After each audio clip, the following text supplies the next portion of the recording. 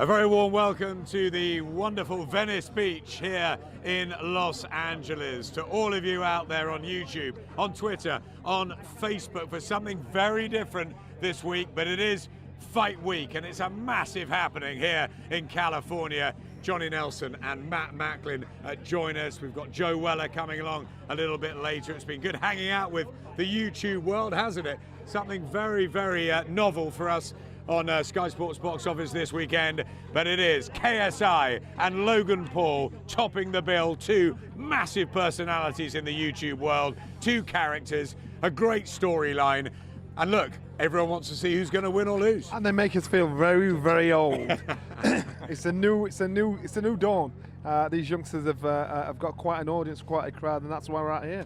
It is indeed. Also, Billy Joe Saunders, Devin Haney, many other great fighters on the card. It's a fusion, isn't it, Matt, this week? Yeah, exactly. It's the new and the old meeting, a generational thing. Like I say, me and Johnny feeling old there, listening to Joe Weller talking about these YouTubers and 10 million followers, and I'm like, well, when did this all happen? Is this like, when did this happen? How come we haven't been a part of this or known about it? But it just shows you, you know, it's a new era really of media and television and YouTube and you know, we know things, times are changing. The Zone, streaming platforms, ESPN Plus.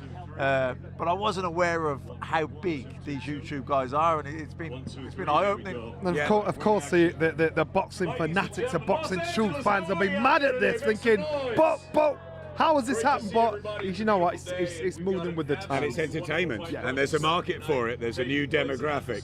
David Diamante, a familiar voice to everyone in the boxing world, just warming up behind us, and we're going to have the workouts of everyone who's fighting on Saturday night, pretty much. I think we've got KSI, Logan Paul coming a little bit later, but there's some really good talent on the card, Matt. Some fantastic fighters that we've seen a little bit on Sky, but some of the YouTube world won't be aware of yet. They will be soon. Yeah, I mean, particularly Devin Haney. He's one of the future potential greats of boxing. You know, Mayweather's retired. These are the sort of guys, your Lomachenko's, the Devin Haney's. Even Lomachenko's kind of, you know, old at 30, but Devin Haney, a young, precocious, unbelievable talent. Let's just move around here so that we can get a little look at the ring. If we come over this side, guys, and then our wonderful cameraman Scott Drummond can film the prospect Rashad Matty in the ring at the moment. He's a 21-year-old from Staten Island in New York. He's unbeaten in 4. Welterweight.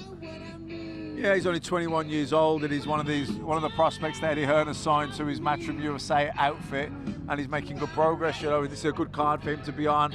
Again, a young fighter, and we're talking about a generational thing with these YouTubers, and a lot of the people in attendance will be below, you know, 16, 17, 18, even into early 20s. So, you know, he probably fits that demographic really. So I think it's a good chance for him to enhance his reputation.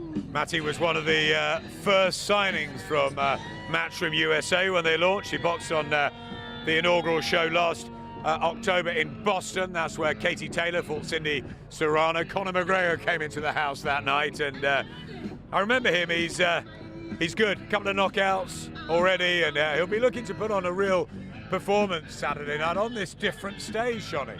You know, it's to create that crossover appeal. I'm quite sure a lot of the fighters that have done it the hard way through the amateurs and turned professional, they'll not resent Logan Paul and KSI at the top of the bill, because they'll be thinking this is a good chance for us to be spotted, to be admired, to impress a different crowd. And so again, it's a chance for to show off. You know, it's a big audience. A few facts about Matty. He's Albanian heritage, been in combat sports, he says, since the age of 3, and was nicknamed Punch Baby by his family as a kid, always throwing punches, and then Mad Dog when he got a bit older. He's a character. Sounds like a character. Sounds like he's been bred tough, been bred to fight, born to fight, and as Johnny was saying, you know, a massive platform, and this is a chance for young prospects to piggyback off that profile that Logan Paul and KSI have built up. look at the location where this as well. You know, Venice Beach, sun's out. You know, you've got the fans just walking by, and a lot of people don't actually know what's going on. And so again, it's just making people aware. We're talking of characters. There's some strange folk around here as well, aren't there? One or two. I gather this changes at night time. So some fella in a Speedo is doing all sorts of sort of free dancing or something over there. Every lunatic and his dog. Welcome to Venice Beach. Still the palm trees, the sun setting on another beautiful day here in California. And it's caught the imagination, this, it really has, because people always look for something different. You say changing times, you know, we say different marketplace, different business, but yeah, people want new things, don't they? Yeah, they do.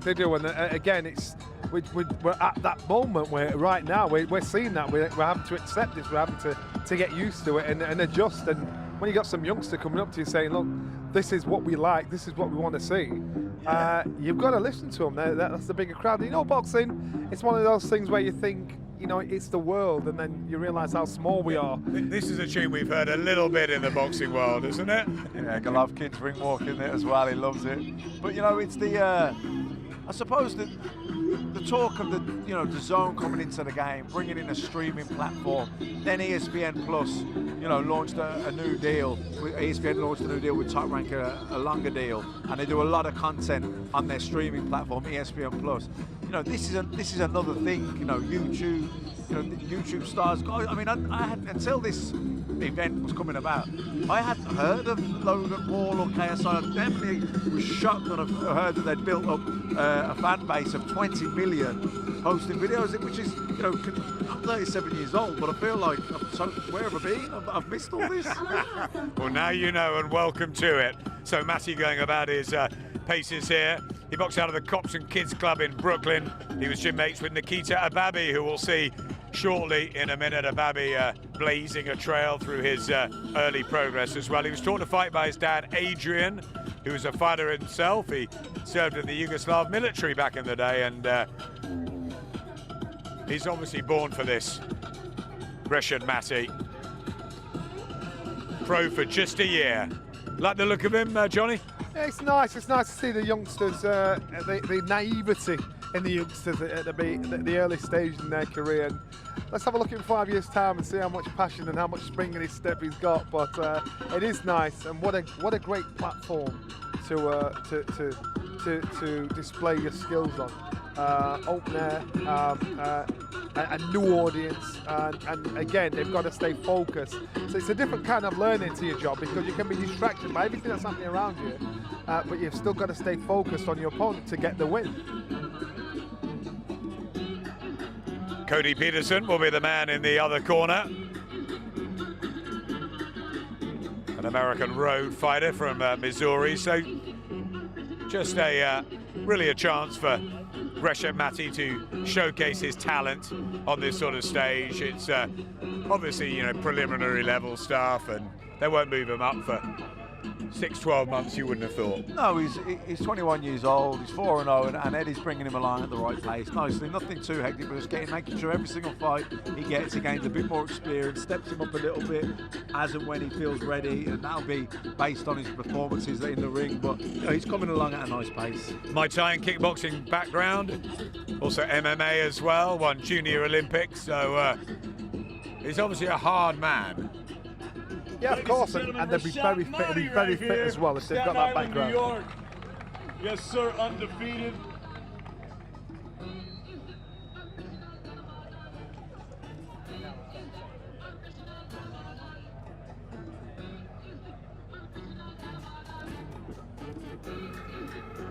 Look out for him. New York's Reshad Matty, the 21-year-old, unbeaten in 4.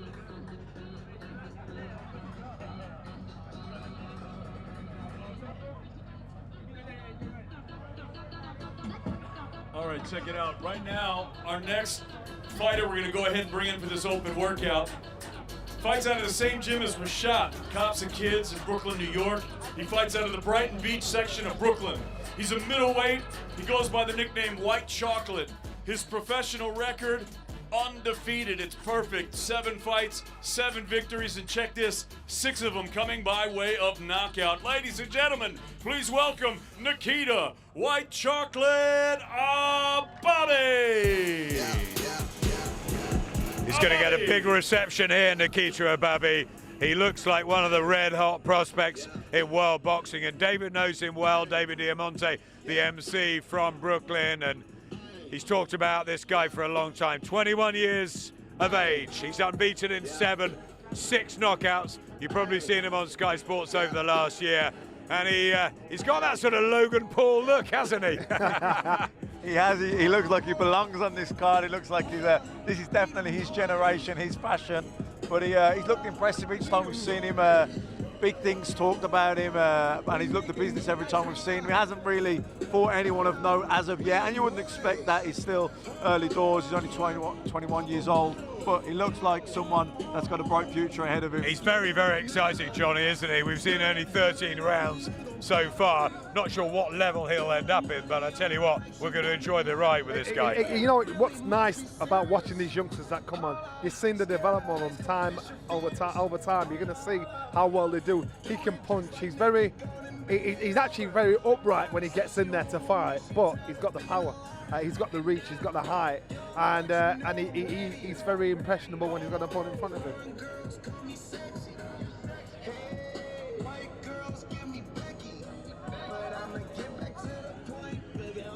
White chocolate, fast. It could actually be Logan Paul's stunt double if things don't go well on Saturday night.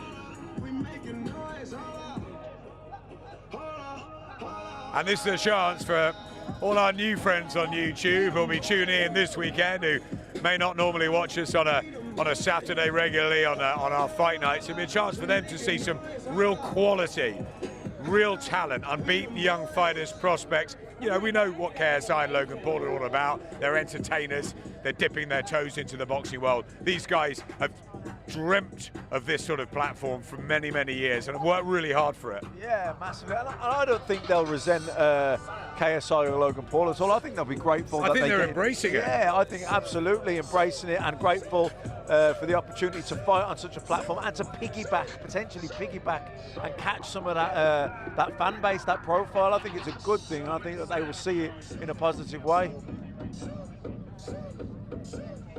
As David said, he boxes out of the NYC Cops and Kids Club.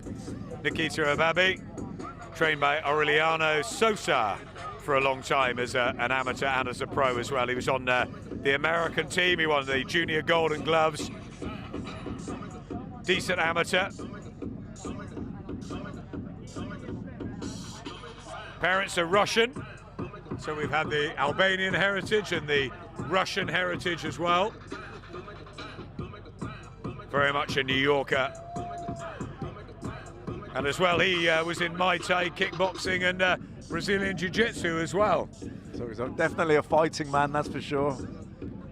I like it when I hear fighters have got that kind of background, because it means these guys don't mind getting up close and personal, you know, when it comes to things not being... They don't often and always make, you know, the elite level if they've got that background. Some do. Obviously, the Klitschko's had that, Carl Thompson that you fought, but a lot, you know, if you look at the sort of greats over the last years, the Calzaghes, the Mayweathers, you know, they're the ones that have sort of been boxing since a very, very young age. I mean, as a young kid, I did taekwondo and did karate before that, but I mean, it didn't really mean anything in terms of the boxing. The boxing then from 10 years old, what I think it shows is I was into fighting. You know, I was a Bruce Lee fan first. I like the karate kid, you know, I like fighting. Are you into anything? You know what, I did a little bit of karate. I wasn't good at it, but what I'm saying is, it's getting people used to being in. Then you did boxing and you weren't very good at that either. Get used to being inside your personal space. You like combat. Yeah, that's right. Like you just combat. like combat, yeah. And so when they've got that in them, you know, I think it's a good start. Well, I remember someone like Pele Reed, for example, who was a kickboxing champion, beat one of the Klitschko's, didn't he, in the kickboxing world. Then he became a boxer, and he had all the drive and the knockouts for a while until he got to a level. And yes, then got you found get out. to a level, and a good boxer will always pick a good martial artist to pieces. Because it's just that refined, that skill, that breeding. Made his debut on the same card as his stablemate in October in Chicago, and Nikita Ababi impressed as well. He sparred Daniel Jacobs, Luis Collazo as well, so plenty of good work in the gym too. And a lot of his fights have gone very, very quickly. Last time out at MSG on the Golovkin-Devianchenko show, the 5th of October, he knocked out Isaiah Selden in under 2 minutes. Don't blink with this guy. White chocolate, Nikita Ababi.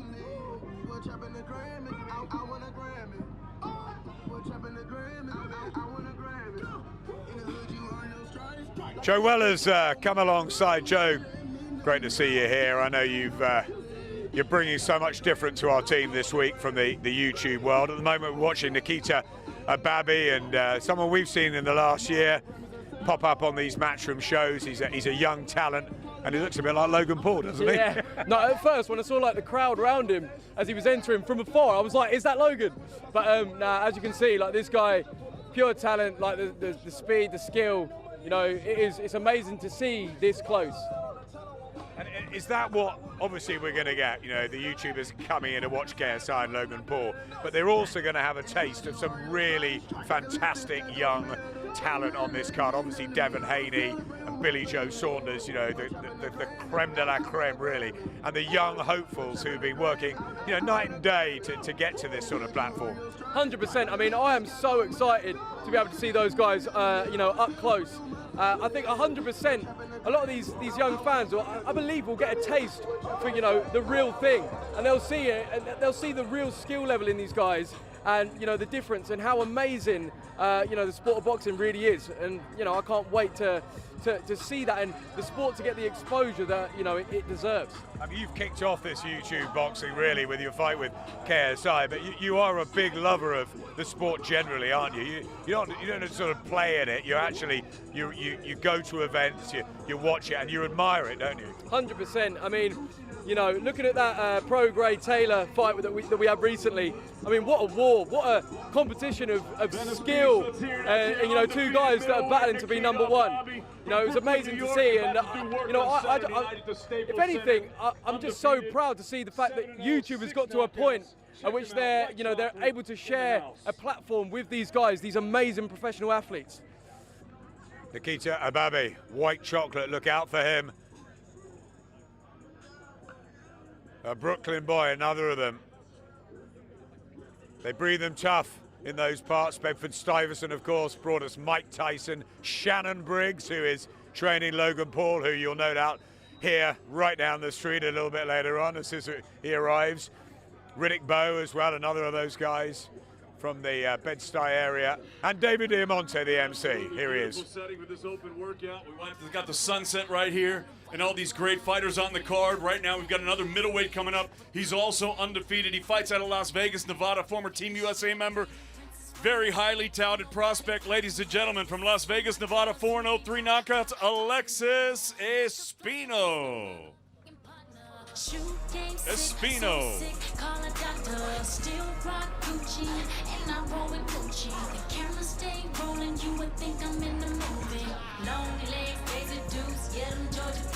Stand by, we're going to switch it up. I used to be the one with the goodie jar. Now them goodies taste better when they in ya. Just ask around me, yeah, my name ring plenty bells. Well, as we wait for Alexis Espino, great crowd gathering here. Joe, obviously, the Staples Center's the place on Saturday night. You were saying earlier on our podcast that Wembley could be sold out straight away with KSI and Logan Paul. It's that big back home. A lot of people excited because of KSI back home. But here, you know, Logan Paul's a massive name, isn't he? And you know, there might not be thousands here at the workout, but they're going to be millions tuning into this. 100%. You know, at the end of the day, you know, these are the two huge internet kings of this world, and I believe that obviously, even though there's not going to be, we're not seeing the hundreds of thousands in attendance right now. I do believe worldwide you're going to see numbers that are just, astronomical. It's going to be the biggest internet event that we have ever seen.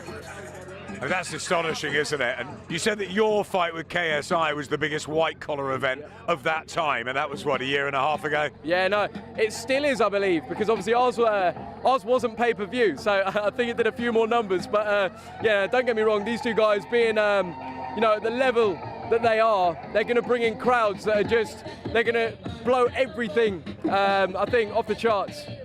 I think I told you a story on the plane, didn't I? That day we had the Isaac Chamberlain-Lawrence Okoli fight at the O2, and I said to my son in the morning, I said, who do you fancy, Okoli or Chamberlain? And he said, what are you talking about? I fancy KSI. And I'm like, who's KSI? You knew who KSI was, you shared a ring with him, and now look what's happening. It's incredible. 100%. I mean, to see where it came from, we started this in essentially a gym that was in an industrial estate. And then following that, KSI, he called me out, and I was like, let's do this. Let's do it properly in an arena. So to see where it's come from and where it is today, it is amazing, and I'm just so proud to see it. I'm not sure what happened to Alexis Espino. Really looking forward to seeing him. Hopefully he's still on Saturday night. I'm meeting in 4 from Vegas, very talented guy. Here's Diego Pacheco, an 18-year-old from here in LA. What a moment for him in front of his own people. Another great talent, Adam, 6-0, 5 knockouts. I've seen a couple of his fights. Young kid with big future again, well schooled, vicious little puncher, and like I say, only 18 years old.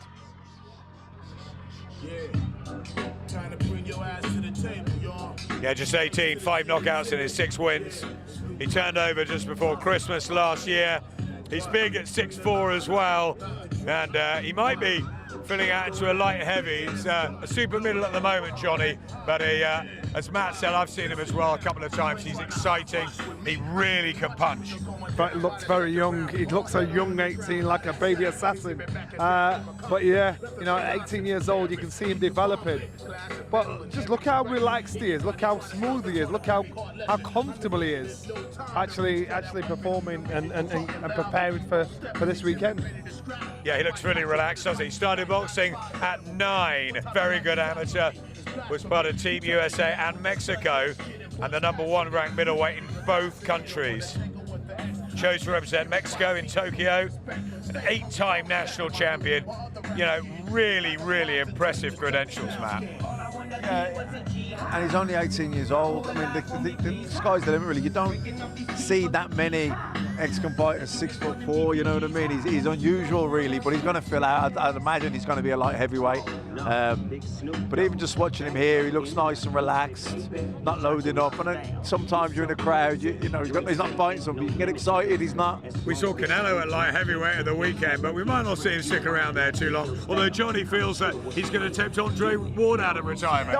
Don't be surprised. I don't know. I'm just looking at him now, 18 years old. How much did you weigh when you was 18 years old, Matt? I was a welterweight. Really? And I started off at 12 stone 12. And what happened to you two? Look at you now, eh? Fighters fill out naturally over the years, of course, so he's going to be a light heavyweight, there's no question about it. I've been saying that about Callum Smith for about the last 4 years, and he's still making super middle comfortably, but he will have well at some point. Yeah, I think you're right, Adam. I think Callum Smith probably got maybe 12, 18 months max at super middle, and then if he's going to, I think he'll move up to 175 after that. Gareth A. Davis just alongside, looking bright in a Hawaiian shirt, dressed for the occasion. And he's just bulldozed his way into our stream. He's chatting to Joe Weller. And can we have Joe back, Gareth, now? Gareth, come in. You're looking great. No, it's all right. You're just talking. Are we live on Sky again? You're live to YouTube, you're live to Facebook, you're live on Twitter. Well, I was just going to say, we interviewed Joe yesterday on the red carpet. I don't think you were there. And I was there. Oh, you were, sorry. Oh, you were, of course you were, yeah. You were doing a bit of a background job yesterday. We were quite tired. Joe and I had flown in together. In fact, I think we were in your plane as well. Is he your dad? But I tell you what. Are you the granddad? Yeah, I am a bloody granddad. You know what's what's funniest though, Joe saying he was the one that created this monstrosity of a fight as well, and I mean that in the best sense. And it's true, because if he hadn't called KSI out, we wouldn't be here right now. Yeah, we got Joe Weller to thank for this. Respect, man, respect. There we go. Despite the fact one or two people still didn't know who you were at the red carpet last night, we had to explain, didn't we? Yeah, no, exactly. I think, there was a presenter that, KSI saw me and he was like, oh, it's Joe, how you doing, man? And she was like, who's Joe? Who's Joe Weller? And I was like, me. The reason, not the whole reason we're here. Obviously, KSI and Logan, they have really taken this to new levels, but obviously, remembering where it came from is nice. Back inside the ring as the light falls here in Venice Beach. And Pacheco, you can see his long levers and his spiteful punching. He really is going to be a force, I believe, in the super middleweight and light heavyweight divisions in the next 2 or 3 years. Yeah, I think so too. And the fact he's only 18 years old, he's going to be. I think by the time he's 21, he'll be there or thereabouts. We saw him in Tijuana in February. Did go the distance against Alberto Aguiar, and the only time he's been the distance. April, his American debut at the Inglewood Forum. He won by first round knockout. Then another first round knockout on the Joshua Ruiz card in the Garden. And then in Mexico as well, last time out. He was in Carson, California, knocking out Terry Fernandez in the 3rd round. A lot happened in the Garden on June the 1st, didn't it? I mean, you remember Josh Kelly had that tough fight, and obviously Katie Taylor and Delphine Besson, but everybody obviously remembers the Andy Ruiz story, but there was a lot else that was happening that night. Even earlier on in the night, Tommy Coyle, against Chris Algieri, that was a great fight. Tommy Coyle come out the trap so quick, and then all of a sudden Algieri was in trouble, and then he goes way back into it. We had, like I said, a Ray Robinson, Josh Kelly fight, got a draw.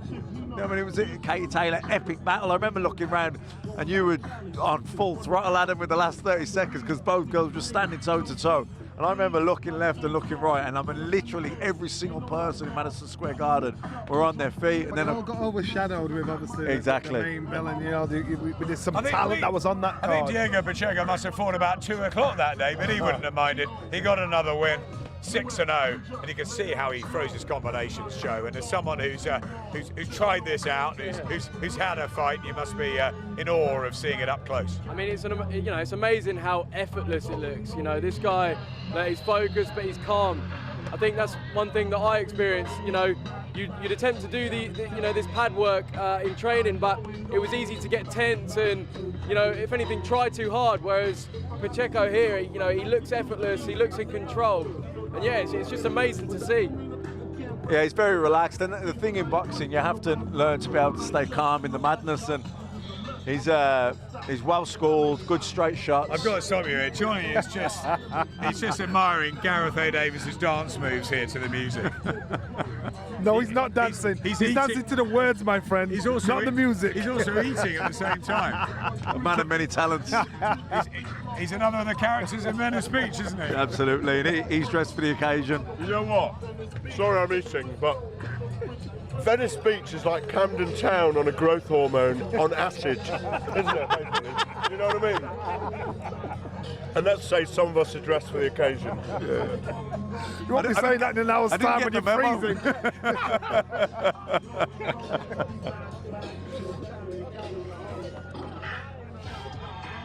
Well, he's doing a full workout here, Diego Pacheco. Normally, they come in and do a minute or two just for the crowd, but he looks like he wants to. I suppose he's soaking up, isn't he, Adam? He's soaking up the atmosphere, the vibe, the buzz, and as Joe mentioned there, he looks effortless, and he's got a very relaxed style, not loading up with anything, even though he's at the pads and the routines that he's very familiar with, but he just looks nice and sharp here.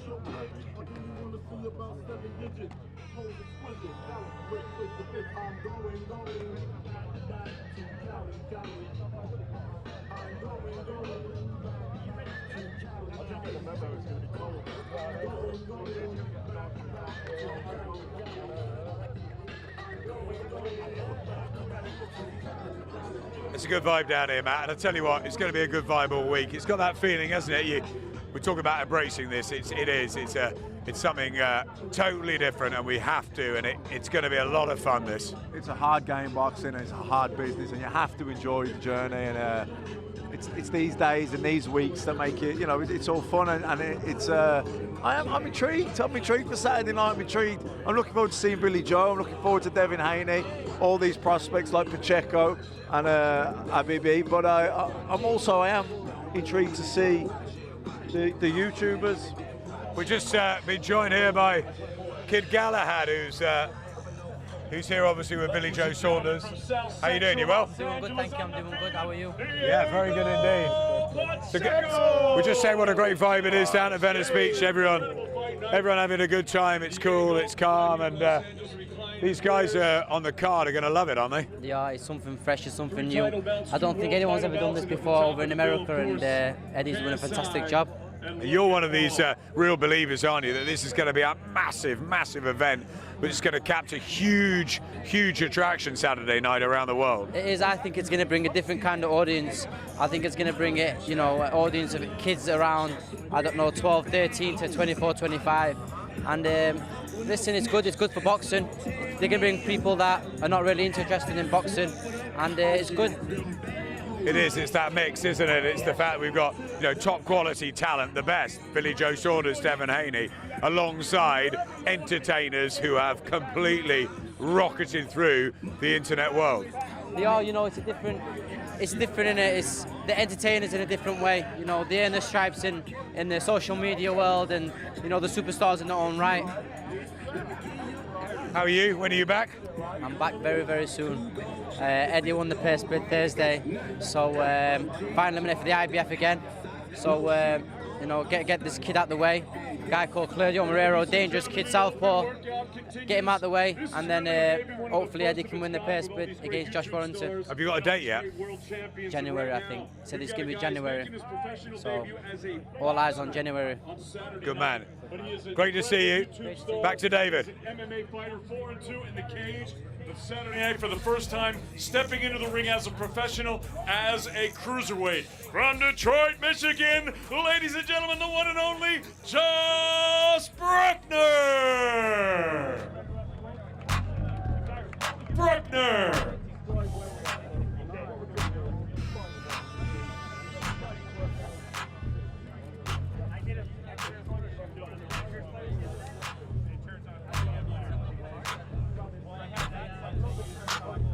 Fight back.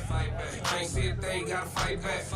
Did it one time, coming right back. Told a girlfriend, curl hair, I want like that.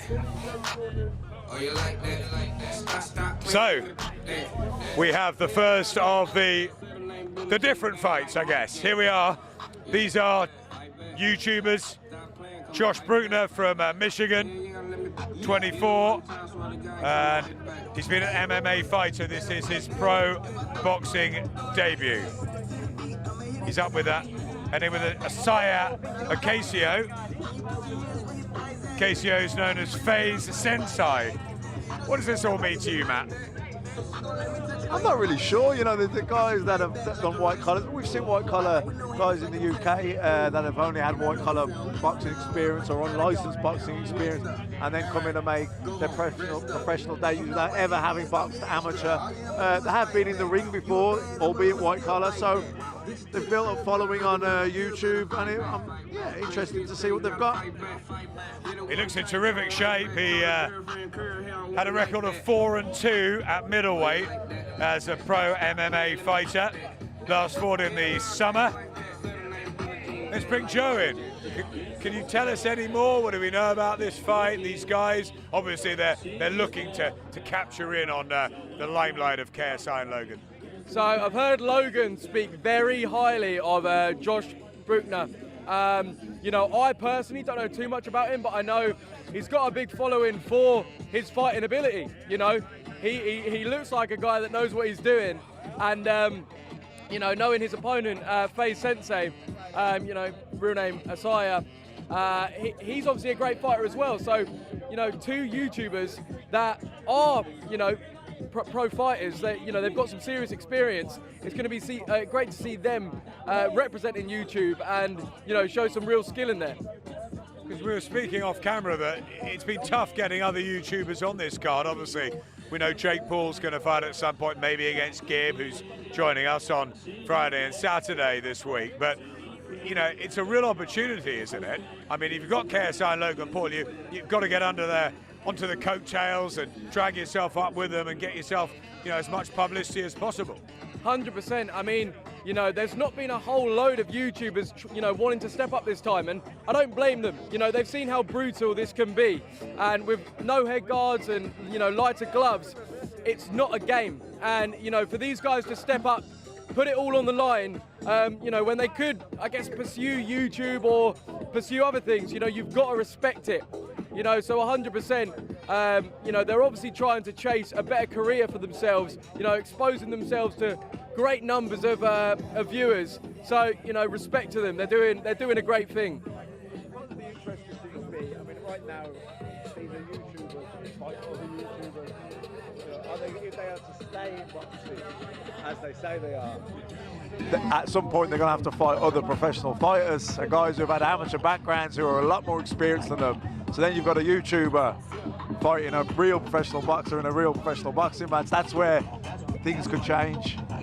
100%. I mean, you know, if they keep winning, if they keep showing signs of improvement, there's going to come a point where, you know, they're going to get thrown in there with professionals that have been doing this for many more years than Logan and KSI have. So, you know, it's going to be interesting to see how far it does go and how will they deal with, you know, a proper professional fighter.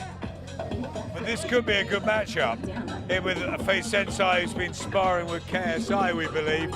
So the two of them, you know, should make, and that's the key, isn't it? That it's the matchup. It's, you know, whatever level we're talking about, novices, etc.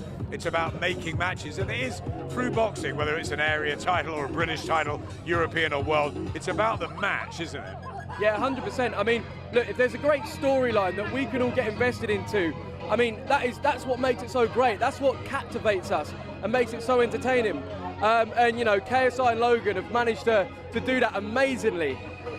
You know, obviously, moving forward, I think there's a lot that can be taken from this event. I mean, I know not boxing-wise, you know, it's not going to be the greatest level, but in terms of telling a story and, you know, captivating viewers, selling tickets, you know, KSI and Logan, they've done that, you know, amazingly. Especially, you see the UK audience, you know, what fans they are. They turn out every time to support their man KSI. And yeah, it's just amazing to see how loyal, how invested our YouTube audience is.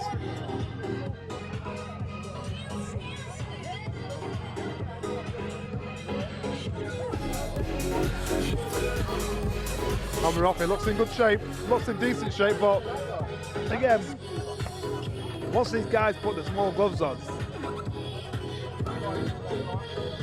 they realise how hard it is, and how much of a difference 10 ounce and 12 ounce gloves make.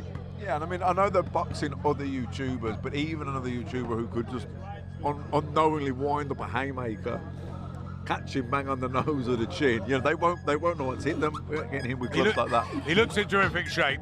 He's obviously got speed, but my first assessment is how stiff his upper body very is. stiff. Yeah, and that is exactly. And if you get hit when you're so tense, this is just a public workout. You're relaxing, so you've got to have that smooth, that relaxed style about you. You get hit on the chin when you're that stiff, that tense. You're out cold. You don't stagger. You don't just get hurt. You're out cold. So he just needs to relax a little bit. He's trying too hard, and that's just a public workout. Yeah, possibly. And look, once he gets his feet moving, but. And really what's happening there, they've seen Mayweather on a 24/7 and they're doing a Mayweather flurry on the pads, which that does not translate into a real fight. So, he's, as you rightly said, Adam, he's very stiff, he's very tense. What's it going to be like on the night of the fight when the pressure's on?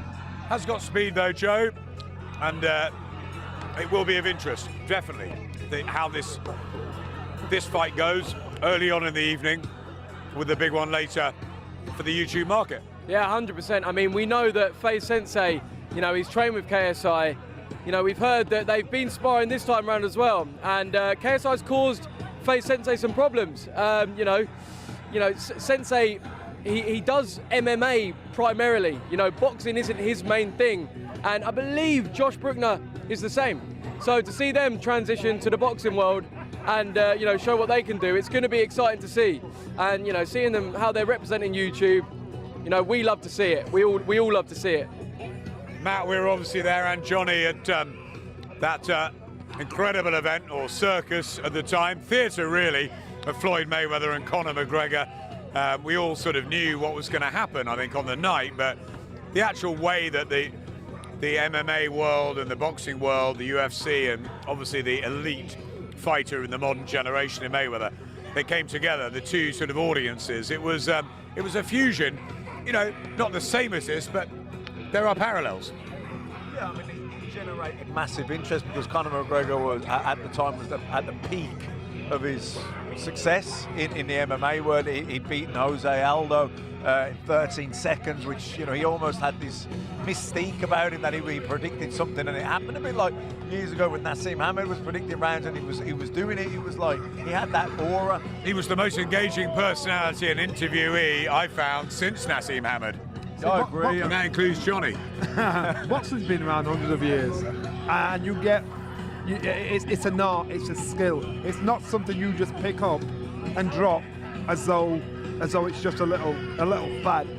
And so these youngsters that are coming in thinking, I'll give it a go, you can't play this game, you get hurt. I think we're going to have to send Matt Macklin out with some trousers. He's got these shorts on, and I don't know how you're going to survive now, because it really has fallen the heat. 28 degrees when I left the hotel. I don't know what, I should have looked on the app. It is right by the ocean. I don't think too many people will feel sorry for you, Matt, though. No, yeah. You look good. I can't say I'm having it tough. And the light has fallen quickly here at Venice Beach. Under the spotlight, we're watching Josh Brueckner from Clinton Township in Michigan.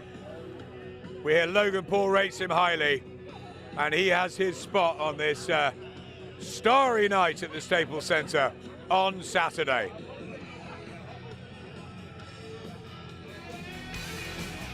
Looks happy, doesn't he? Yeah, I mean, look, he's obviously relishing the moment. He understands this is a huge opportunity for him, you know, to really get his name out there. He's in unreal shape, so, you know, fair play and respect to him. Hopefully he delivers on the night. Unreal shape, but you can see the difference to the two or three that came before him tonight in the way that they are moving around a ring. I think the key thing is, you know, the pros, they really make it look effortless. And Josh here, you know, he's excited, but he did look a little bit tense. You know, he's ripping the shots away, but that could be, you know, the downfall. Obviously, we saw Logan last time. He gassed out, potentially maybe to, you know, through having that too much muscle, that tense muscle. So, you know, hopefully the moment, you know, the big occasion doesn't get to Josh as it did to Logan last time. Bruecker's one half of this amalgamation called JT, and his girlfriend Katie is in the ring with him. So JT, are they big? JT, sorry, say that again? JT, apparently, J-A-T-I-E. This is the one half of an amalgamation. Oh, okay. News to you? Yeah, that is 100% news to me. It's the two of them, I think, Katie and Josh K, the JT. Okay, I thought that was his mum. I thought, or wait, so that's his girlfriend? I presume so. Okay. I think that's what we've heard of, that his girlfriend Katie, that's certainly the partnership anyway. Okay, fair enough. I mean, look, apparently I'm your dad, so who knows? So we're all in this together. 100%. I mean, look, they look like they have chemistry. They're, you know, they're on the same wave, so fair play to him.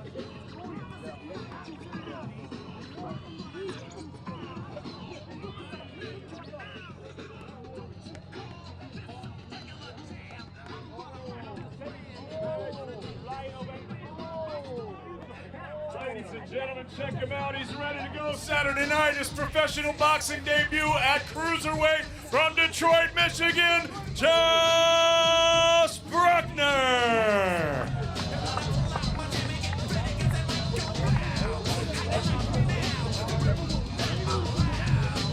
One thing I've got to say is that was just a little public workout. Most fighters are just step in, give as little as possible, and get out of there. But he's had a proper workout. tops off. It's freezing, and he's enjoying the ride. But remember, you know, it's his debut. We'll just see how it goes.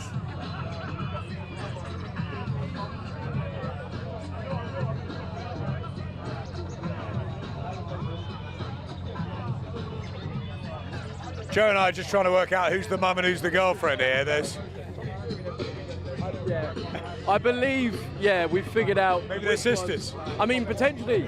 Maybe, yeah. I mean, who knows? But fair play to Josh. He seems to be in a good place. Good luck to him. Subscribe to us at JV Blogs.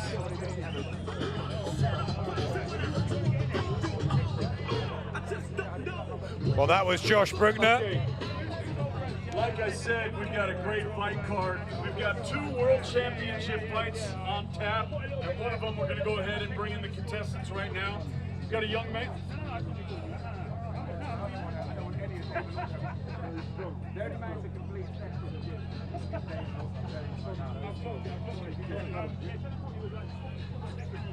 Back in a minute.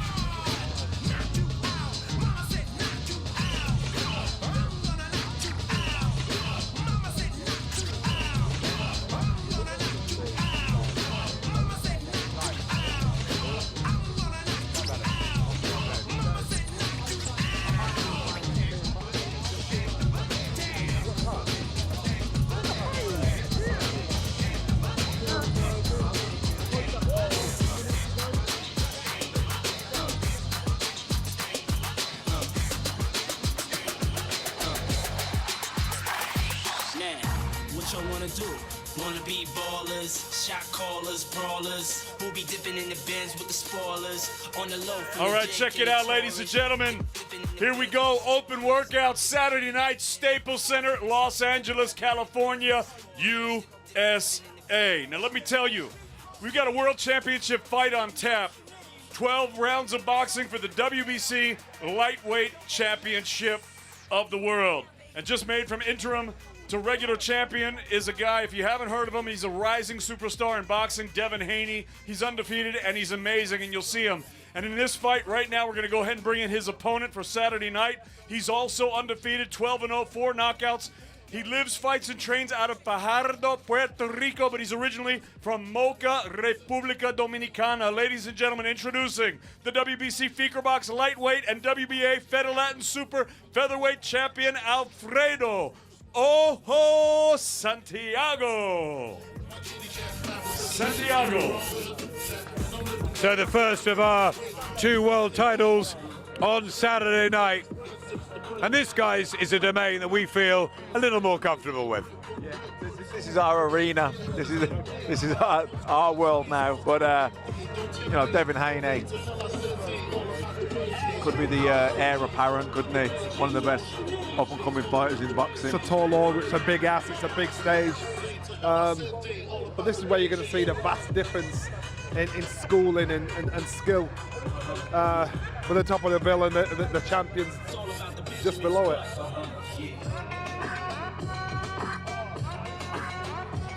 Alfredo Santiago, unbeaten in 12. He's taken this at a week's notice, but he's never lost. 70 rounds boxed, 4 knockouts. been a pro since May 2015, was a decent amateur. What an opportunity for him, Matt. Yeah, huge opportunity, and a good fighter, but I just think he's meeting someone special in Devin Haney. Devin Haney has looked at absolute business, and I think he's, gonna go on and be world champion and go up in weights, and he's gonna be a real superstar of the sport. I agree with you. I think Haney's special. First saw him when he was a young kid in the Mayweather gym, and they were raving about him then. And look where he's got to already. Made up to become world champion. Probably not the way he would have wanted it, but still, that's where he is. And this is the first defence against Santiago, who boxed internationally as an amateur. Boxed in London 2012 as well.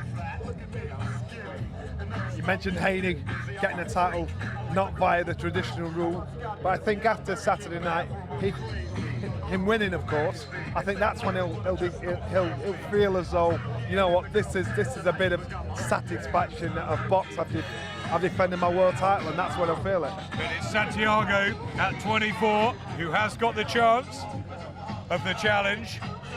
Born in the Dominican Republic, he's boxed out of Puerto Rico, and we know the greats from Puerto Rico in recent times, in the times we've been covering boxing, the likes of Felix Tino Trinidad and Miguel Cotto, of course, so many more great names.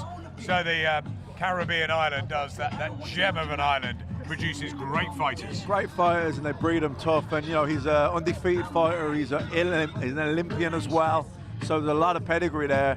Big opportunity for him. He'll have his confidence, but just feel that he's meeting someone special in Devin Haney, and but here's Devin Haney coming to the ring now. And you know what usually happens? Fighters usually mess up the script, and we'll be big enough for a fight like Devin Haney, and then his opponent goes in and you never know, exposes a few flaws, a few weaknesses. You don't know if that will happen.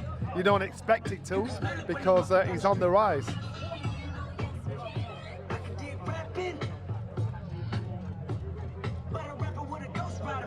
But this is what it's all about, opportunity knocking, not only on a massive platform, but he has the chance to go back as a world champion. The only thing is he's got to find a way of beating Devin Haney, which is not going to be easy for any professional.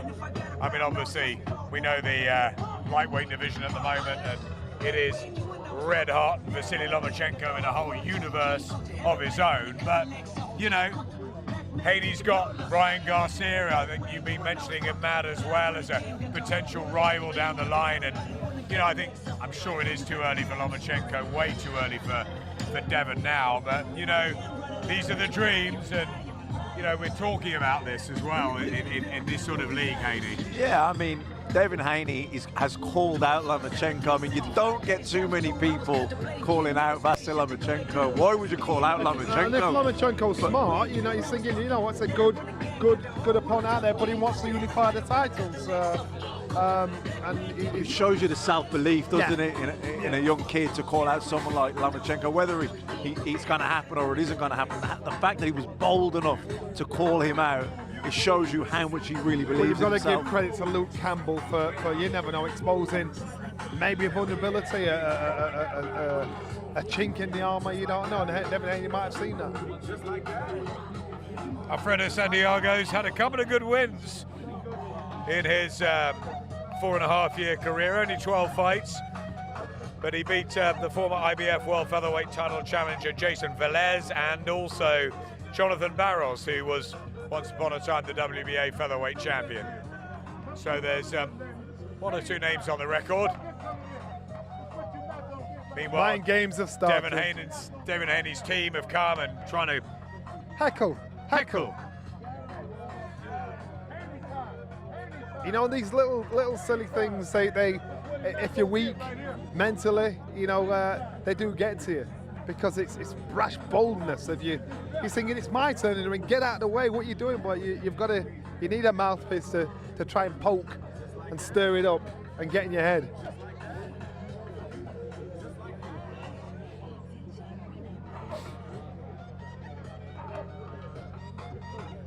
One thing I've noticed, and I know it's a bit chilly, but he's come pretty wrapped up. He has come pretty wrapped up, so I wonder if he's just he anticipated it being cold, or he's got to be smart in regards to keeping his weight down. He was better advised than we were, Johnny. Yeah, that's right.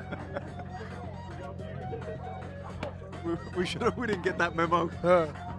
We were fooled by the sun. Adam's laughing because he's just slipped a jumper on, so we're here instead of knocking our knees. I got a beautiful jumper on, and it's lovely. It feels so warm and cozy.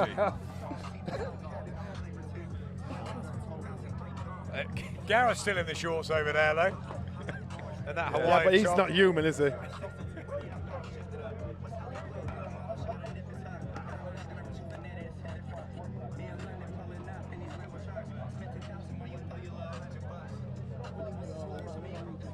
Opportunity at a week's notice. Dreams can come true. Andy Ruiz took that moment. 5 weeks he had for the preparation for Anthony Joshua. You never know. No one expected that. Few will give Alfredo Santiago much of a chance against Devin Haney. But he will have dreams, and he's undefeated. And an undefeated fighter is still a dangerous one. And that's why fighters need to be smart and always keep yourself at least gym fit, because you never know, the opportunity may come across, and it's where you've got to be in a position to take it. Challenger Saturday night for the WBC Lightweight Championship of the World from Mocha, Dominican Republic, in Fajardo, Puerto Rico. Alfredo Ojo Santiago, undefeated, going against Devin Haney for the WBC Lightweight Championship of the World.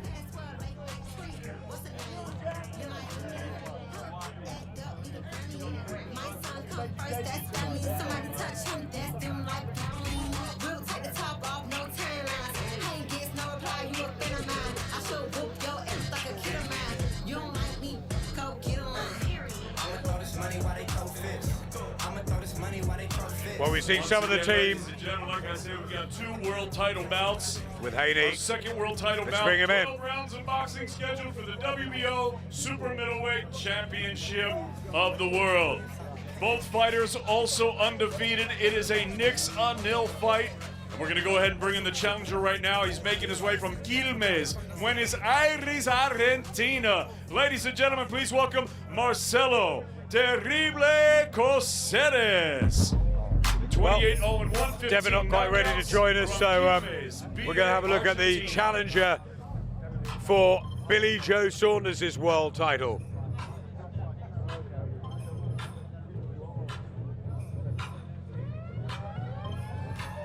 It's never predictable, is it, this game? You know, you'd have thought that in would come Devin and you could sort of compare them.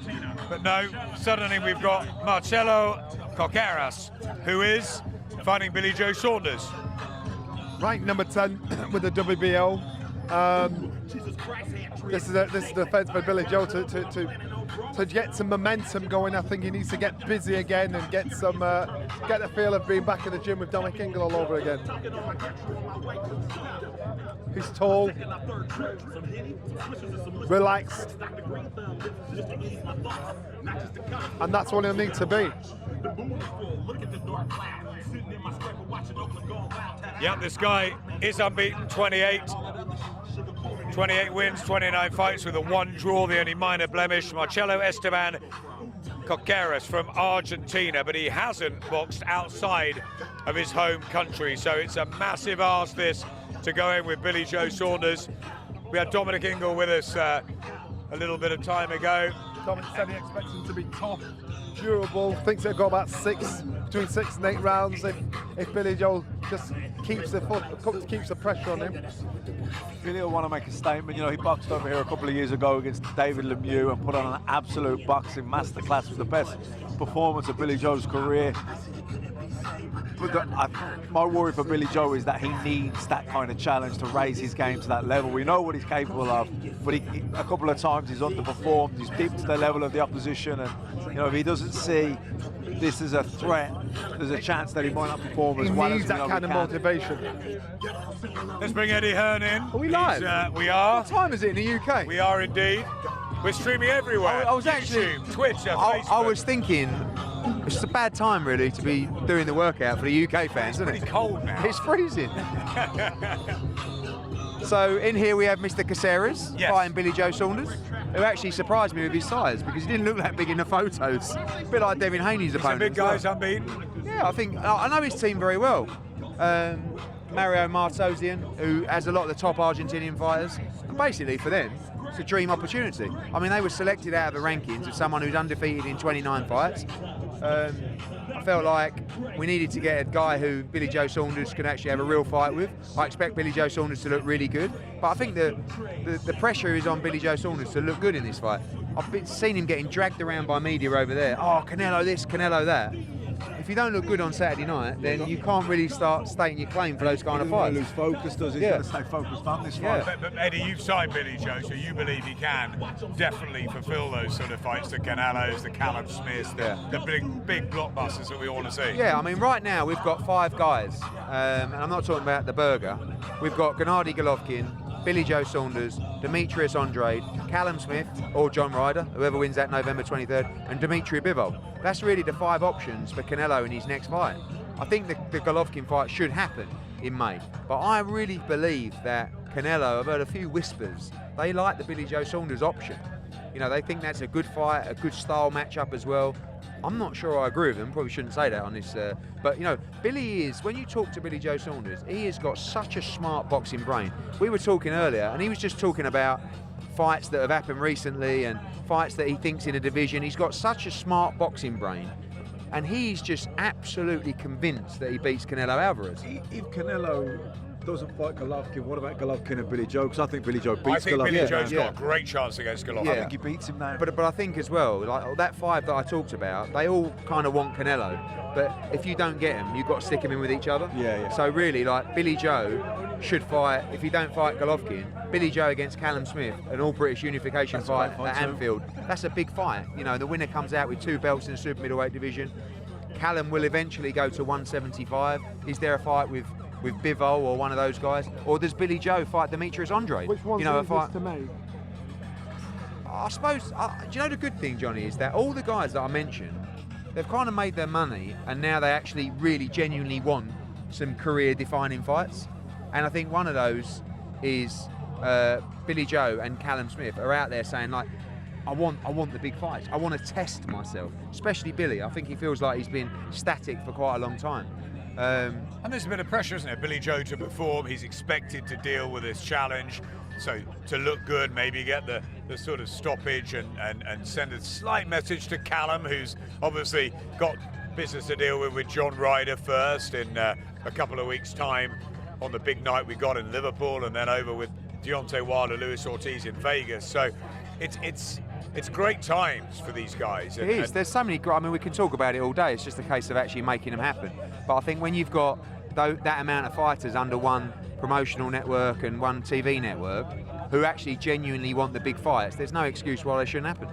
What about the Golovkin and Billy Joe Saunders fight? Is that again? Like, I think for Golovkin, I think Billy Joe Saunders and Demetrius Andrade are probably 2 fights that you might look at and say, style-wise, are they for me? You know, and I think that's one of the problems is all the guys that I'm mentioning, no one really fancies fighting them. Like Demetrius Andrade is going to be very difficult to beat. So is Billy Joe Saunders. Callum Smith's a beast at 168. You know, I think, and even Canelo looks at the size of Callum Smith and thinks, and he's just beat Kovalev. But it's a different with a fresh young champion who punches hard and he's very big at 168. And what about Bivol and Callum Smith out? Just to see that fight happen. You know, Bivol can move to 68 or he can stay at 75. One of the problems Bivol's got is he's probably not established yet as a big name. So it's kind of like high risk, low reward, in the respect that in boxing everybody respects Bivol massively as a very good fighter. But you know, if you went out there and said, right, Callum's fighting Bivol. And do you think that Canelo's looking at Callum Smith in that same?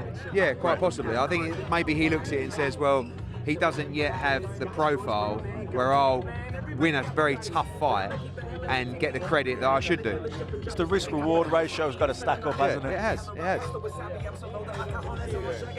Devin Haney's joined us. Good to see you. It's an exciting week, isn't it?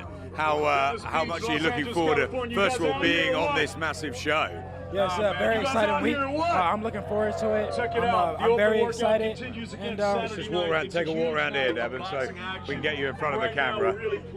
So the guys can all have a look at you back home in the UK, and we're on YouTube, Twitter, Facebook, streaming this live. It's a massive happening Saturday night. First of all, your take on KSI and Logan Paul, and obviously they're topping the bill, but it's something new, isn't it, in boxing? yes, it's something new. I haven't seen much of either fighter, but they definitely have me sold. You know, they've been doing a lot of trash talk, and I'm just excited to see how those guys match up. This is a huge event.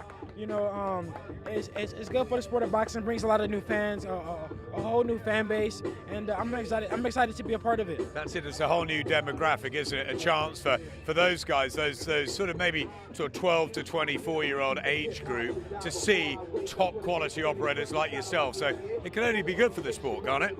Yes. The sport can only elevate from this, and yeah. And how about yourself? How's training gone? Obviously, you've been made world champion. How do you feel about that, or would you have rather sort of won it in the ring? Of course, I would have rather won in the ring, but you know, I knew that this was possible when I won the interim belt. I knew that if Loma vacated, or if he was made the franchise champion, that it could have been bumped up. So this is not something that's unheard of, because there's always been an interim belt. So guys have vacated, you know, all the time, and the belt has been bumped up. So I understand that, and of course I would have rather won it in the ring, but they can't take it away from me. I'm world champion. Exactly. It's always fairly confusing, the belt situation, but you've got it. The green and gold shiny one just behind us, and the first defense of your title against an unbeaten guy who's obviously coming at short notice, but you've got to take him very, very seriously, Devin. Of course, you know, I know that, you know, especially with me having the belt, anybody who they put me in their ring with, they're going to be hungry. They want to become world champion, and beating me can change their whole life. So I'm not taking him lightly at all. I got to go in there and handle business, and you know, take it as if I was fighting for the world title, like I was fighting Loma or anybody else. This is an important fight for me. You looked fabulous last time. What sort of a statement are you going to make on Saturday night? A huge statement. You know, it's the world is watching. They want to see if I'm a real world champion or not. So I have to go in there and put on a dominating performance and show the world that, you know, that I earned the belt, and I am a top dog. And if you want to fight me, then it won't be easy. And then 2020, if all goes well, Saturday night, you've got to be looking at the big fights. And let's talk, obviously, of the likes of Ryan Garcia coming through, but Lomachenko's got to be the ultimate goal, hasn't it? He's such a wonderful fighter. I'm sure you'd love to share the ring with him, and I'm sure you feel you can beat him. Yes, there's a lot of huge fights out there. The 135-pound division right now is hot, maybe the hottest division, but maybe it's either the heavyweight and the 135-pound division. Who's the hottest? It's a lot of great fighters. In 2020, I love to get in there with you know, some of these great fighters and make the biggest fights happen. Because that's the key, isn't it? To find dance partners to make the great fights, Devin. Definitely. That's what it's all about. You know, it takes two to tango. Listen, we think you're one of the hottest prospects, not even prospects anymore. You're a world champion, one of the hottest commodities in boxing. Obviously, you trained alongside Floyd for many years. We've known you since you were young. Do you believe you can go on and eclipse some of his achievements and become a multi-weight superstar in the sport? Of course, you know, that would be a dream come true. That is the plan. You know, I'm working hard. I'm dedicating myself. You know, I want my name to be mentioned with the greats when it's all said and done. Devin, a pleasure to see you as always. Enjoy your workout and Saturday night. Thanks very much. Devin Haney there. Let's bring back Eddie Hearn. Eddie's just here in front of the camera. He's special, isn't he? I remember seeing him when he was about 12 or 13 in the Mayweather gym. They're all raving about him there. You got your hands on him. You signed him.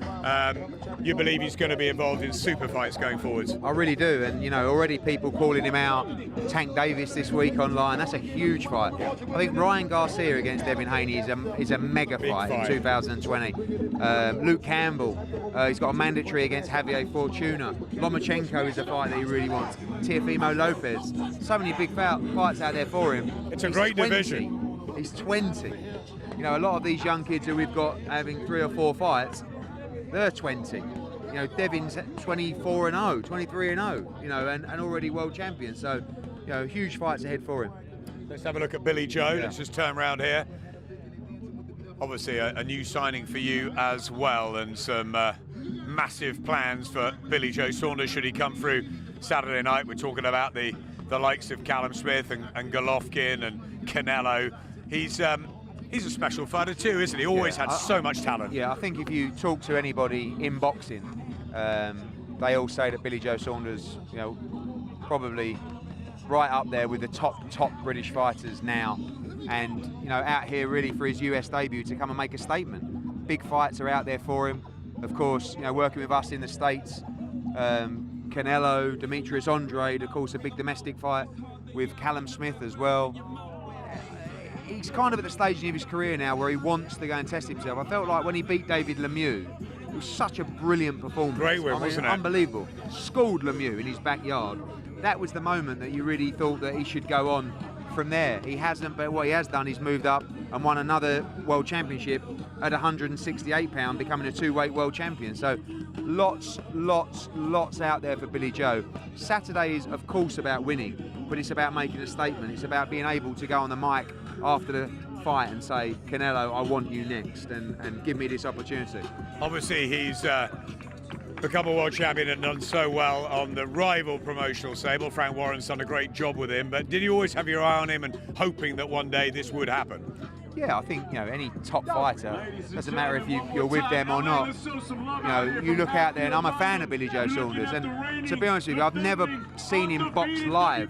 He boxed John Ryder once and beat him, and I was away for that fight. I couldn't get to that fight. But I actually did stay up and watch the David Lemieux fight, and I thought he might get knocked out in that fight, I have to be honest. And he absolutely schooled him. It was a wonderful performance. Brilliant that night, wasn't he, Billy Joe? And like I said, I really feel like he should have kicked on from there. Now he's got the chance to do it again, and again he'll be looking for the same kind of performance against Lemieux on Saturday night. Yeah, because occasionally he can blow hot and cold, Billy Carney, but I think he's got the bit between his teeth now. He's had a few out of the ring issues, and I think now he knows this is the chance. He talked about what a wise sort of boxing brain he's got, and he knows now the huge fights and paydays that lie ahead. Yeah, and really, I think when he's demotivated or he's not in his flow, you know, he can sometimes look a bit sluggish and be a bit demotivated. Now he's here, he's ready, and the world's in front of him, you know, and he's got a huge opportunity. Billy Joe, fabulous to see you. Good to have a little workout here in California. What a massive night Saturday is. Yeah, I mean, I'm very excited, my pro debut, so I've got to put on a good performance, show the American fans what I'm about, and hopefully put my name in the lights for the Canelo or Golovkin, them sort of characters. I mean, on the undercard of the KSI and Logan Paul extravaganza and show, and you don't mind about that one little bit, it's an exciting change, isn't it? Adam, for me, listen, I'm excited. People keep going on about, oh, ask me this question. That ain't even gone from my head. What goes from my head is that who puts the best performance on the show steals it. So it's my chance to put myself across to a new generation of public, you know, get them to buy into me, and hopefully when I fight Canelo or Golovkin, they're there to support me. So that's my aim. You're absolutely right. It's going to be a whole new demographic tuning in Saturday night. The young who are going to see KSI and Logan Paul, they're going to see Devin Haney, and they're going to see yourself. What sort of performance do you believe you have to show them on Saturday? Look, I just need to think I need to put on a good masterclass display, so they look at me and go, well, who's he? You know, we'll look him up. What's his name? I need them to leave that arena and think, that's Billy Joe Saunders there. I remember his name. So hopefully, you know, my skill set and everything else, I'm fit, ready to rock and roll, get the job done, and, you know, sell myself well. You're an established world champion now, but we all know the huge fights are ahead of you. Canelo's big win over the weekend. You've got Golovkin, obviously, Callum Smith fighting in a couple of weeks. Who do you want? Why? And sort of how quickly? I want Canelo Alvarez. They keep saying he's the best. Floyd Mayweather's the only man to beat him, but I know I can be the second man to beat him. I know it'd be very hard, very tough challenge, but there's something inside of me I knew from day one when I turned pro that our paths will cross, and I know I will beat him, 100% sure. Eddie, do you think they'll take that fight? You know what I have to say, like, I know there's some rumblings in the camp that they fancy the Billy Joe Saunders fight. For a long time it's been talked about, it's been discussed. You know, it is the only belt that he hasn't won. It was the WBO when Billy had it. Now he's at super middle. He won the regular belt. He hasn't won a genuine world championship at 168 pound, Canelo. You know, he's just boxed at 175. I think there's going to be some pressure from DAZN for him to fight Gennady Golovkin, but I think that Canelo will look at Billy Joe Saunders as a fight that he potentially wants for May. He's got to look good tomorrow night, on Saturday night, because ultimately that's how you sell yourself. That's how you put yourself in the limelight with the broadcasters and the fans. But there's so many big fights out there for him. Everybody wants that Canelo fight. It doesn't matter if it's Gennady Golovkin, Billy Joe Saunders, Callum Smith, Demetrius Andrade, they all want the Canelo fight. But if they can't get it, they've got to fight each other. And they're mega fights in themselves. I think when you look at the rankings, you say Canelo Alvarez, Gennady Golovkin. They're the two guys you want in a division. And then if you can't get them, you've got to look at the unification matchups. You've got to look at the other big defining moments. Even is there a move to 175 for Billy Joe Saunders down the road? Who knows? He's at the stage of his career now where I really believe it's about legacy. It's about leaving the sport knowing that you face the best. Sitting back with your kids when you're done. You got the money, that's all there, but now you're talking about those mega nights where you went out, you shocked the world, you beat the world, you put your name in the history of the sport. And that's what Billy Joe Saunders wants to do now. That's what Callum Smith wants to do. That's what Demetrius Andrade wants to do. They're all at that stage now where they've made their money, they've become world champions, now they want to find out how good they really are. Billy, you're nodding away there. This is about legacy now. I know you believe you've always been a special fighter, and you'll produce a special sort of problem, a puzzle for Canelo. Listen, please God, everything goes well Saturday night. I've already said this earlier on today in the interview. I might move up to that weight, 175. And I become mandatory then for him. So if he wants to fight, he can vacate. Because I become mandatory if I move up. Is that right, Eddie? Yeah, that's correct. But listen, I know I got the beating of him. Give me a fair playing field, I know I got the beating of him. 100%. He's a great fighter, done brilliant for the sport. But bring them all out now, I'm ready to go. You say a fair playing field, you go to Vegas though, you'll have your name up in lights there against Canelo, but what's the fair playing field? The fair playing field is, look, if I win, give me the decision. If I beat him fair and square, if he beats me, I'll get and shake his hand and say I was beat by the better man. But if I beat him, I don't want none of this rubbish when, draws 4 or 5 rounds up before we even start, because we've seen it. We've seen it with Golovkin the first time. Tight seconds was very, very tight. And the likes of Lara, who's give Canelo his greatest struggles, I know I'm level above Lara. I know that in my own head, and people might say, oh, he's confident, he's very sure of himself, but I know what I'm about and I know what I've got in my locker. And I know I've got that. I do have the lot to undo him. I know I do. You're still unbeaten, you're still a world champion. Are you mentally and physically in the best place you've been in a while? Listen, now, everything's new, fresh for me. Why wouldn't it be? I feel the best in my life. So on a new big deal, with the Sky and the Zone, I'm ready to rock and roll. I want these big fights. That's the reason why I've come over to this platform, because they're all there. We're all in the same pond, so let's fight. I'm ready to rock and roll anytime. Eddie's tell you, and I will not turn down no fights. You put me in front of me and I'll show you what I'm about. But this week it's about stealing the show and leaving your mark on Saturday. I will not be overlooking this opponent. We don't know what he brings. We don't know what his limits are. We don't know, what he can go up to. So I need to make sure that I'm on my game. Everything's gone well. Need to get plenty of rest and really make this fight count and show the American fans who I am. Billy, thanks for joining us. It's cold. Get yourself away. Thank you. Cheers, Billy. Eddie, stay with me. That's really interesting. He's a bright guy, Billy, isn't he? Honestly, I had a conversation with him earlier. His boxing IQ is on another level, and he loves the sport, and he genuinely wants to test himself. I think he's got the curiosity to find out how good he is, because people in boxing say they think he can beat everybody, just meeting his opponent now. He's a big lad, Caceres. He's a big guy, isn't he? Talking about him coming up from light middleweight to middleweight, he's a big guy, and this is really all about the pressure of looking good. You asked that question to him 3 times about looking good and putting on a performance, and the last time was almost like, all right, don't put too much pressure on me. I've got to win first. Yeah, I know he does. I think that would do, though. It's a great shot winner for him. He's right. He knows that it's a new demographic. He knows that there's people watching that won't normally watch boxing. Yeah, of course.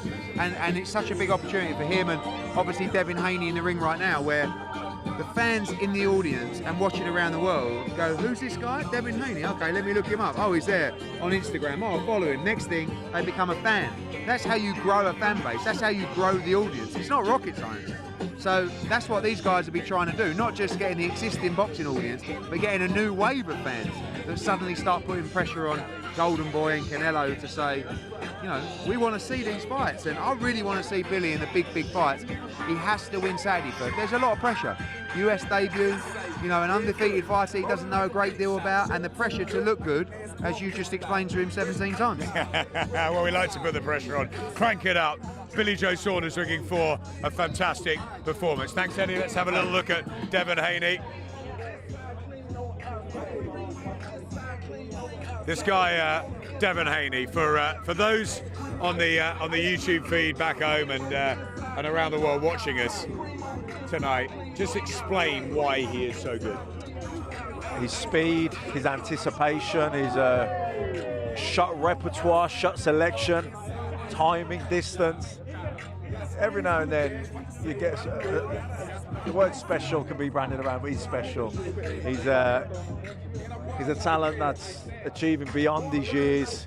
He's even his boxing IQ, his ring smarts, years beyond his and even his experience. He's only had 23 fights, but you know he's like almost like a veteran without how well he knows his way around the ring. But he's still very much an improving fighter, still so young.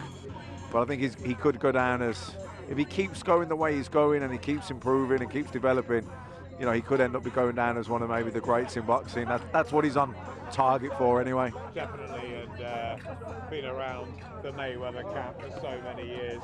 Devin Haney, now looking to make his own name and put that in lights. Already a world champion, so young still, so much time ahead. And when we spoke to him earlier, you know, he wants that. That's the dream, that, you know, whether he can live up to Floyd Mayweather's great achievements or, you know, become a multi-weight champion, that's a long way off. But he's in a red-hot division at lightweight. He fancies his chances with anybody. We talked earlier about maybe being too soon for Vasily Lomachenko, but you know, you got Ryan Garcia, which I think Eddie said is a huge fight next year, and there's plenty of others. Luke Campbell will be interesting. Yeah, he's a work in progress. He's developing. He's only young, but he's on target for greatness, and he wants these fights. His willingness to go in and fight the likes of a Lomachenko, the self-belief, unbelievable. The biggest problem with this kid will be holding him back. He's chomping at the bit. He wants these big fights now. Eddie's biggest headache with him will be trying to hold him back. He'll be impatient because he wants that greatness now. But you know, it's bit by bit. But I think he's definitely going to get there. You've been watching Devin Haney, obviously, I guess on Sky and the development. But seeing him up close, Joe, he's quite something, isn't he? Honestly, I'm in awe of him. The speed, the precision, the skill, like you can just see. You know, this guy's got it all. It's going to be interesting seeing Logan Paul and KSI follow this guy. You know, they, you know, the levels are through the roof. You know.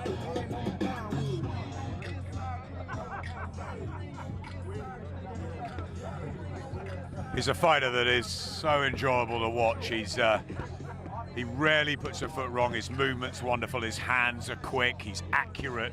Johnny, you're a big fan, aren't you?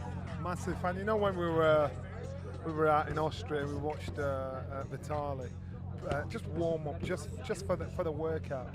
Devin's the only one that's actually gone through a process of hitting the pads, taking his time, warmed up a little bit. He's on the body bug now, and you're just seeing a kid that just ticks every box, makes sure he crosses every T.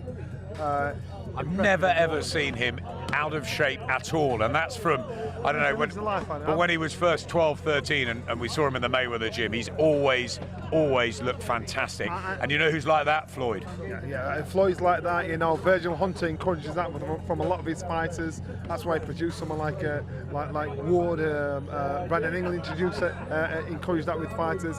If a fighter lives in the gym and he's always gym fit, then he steps up to be fight fit. He's always learning. This is what this young man's doing here. He's always learning, always improving, and always getting better. Just looking at that little bit of a warm up there, which most of us we just don't want to do. You just don't want to get involved in. He's gone through it well. He spent a lot of time just wrapping his hands, getting his gloves on, done his job, in and out. It's amazing seeing a guy so young, making sure he doesn't leave anything out. Like, he's not cutting any corners, even in his public workout. Like, it's just, yeah, it's incredible. Like I say, I'm in awe of it. Just 20 years old, 23 fights so far, 23 victories. 15 knockouts, but he's starting to hit a bit harder, I've noticed as well, Matt. Yeah, he'll be developing his man strength, and he hits hard. His timing is actually, but he's going to carry more power now as he gets a bit maturer physically. Like I say, that man strength coming, but he sets everything up behind the jab. Educated fighter,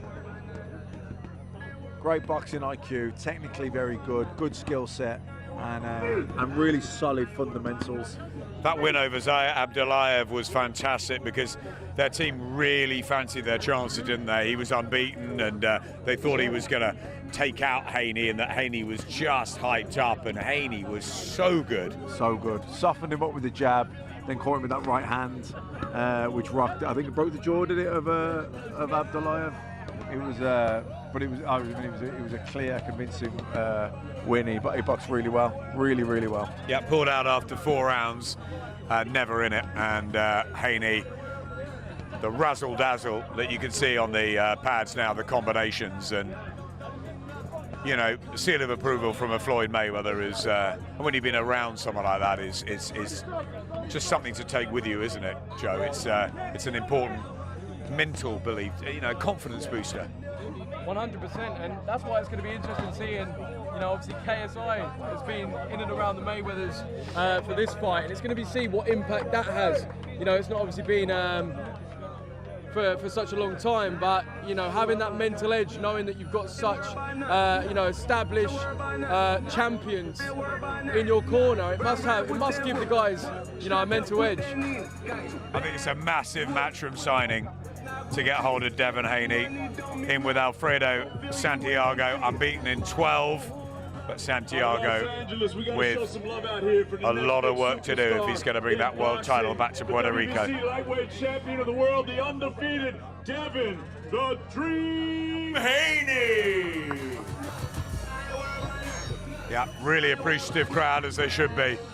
They watch someone who could, and there's a long way to go, and it's a huge journey, and it'll be riddled with issues, you know, and there will be some down moments for Devin Haney, but he could become a boxing superstar. You heard him in the interview, Matt. You know, he, like Billy Joe, he wants to perform in front of a new audience. He wants them to see how good he is, and I think it's very sensible marketing. Yeah, absolutely. This is a huge opportunity for them to steal, to nick some of that following that have up to now only been YouTube, KSI, Logan Paul. They can piggyback off that profile and maybe bring some of those fans over into the boxing world and become fans of theirs. And you know, who doesn't want that? He's got it all. Devin the Dream Haney, he's unbelievable to watch, and he's defending his world title Saturday night at the Staples Center. Devin the Dream Haney, ladies and gentlemen.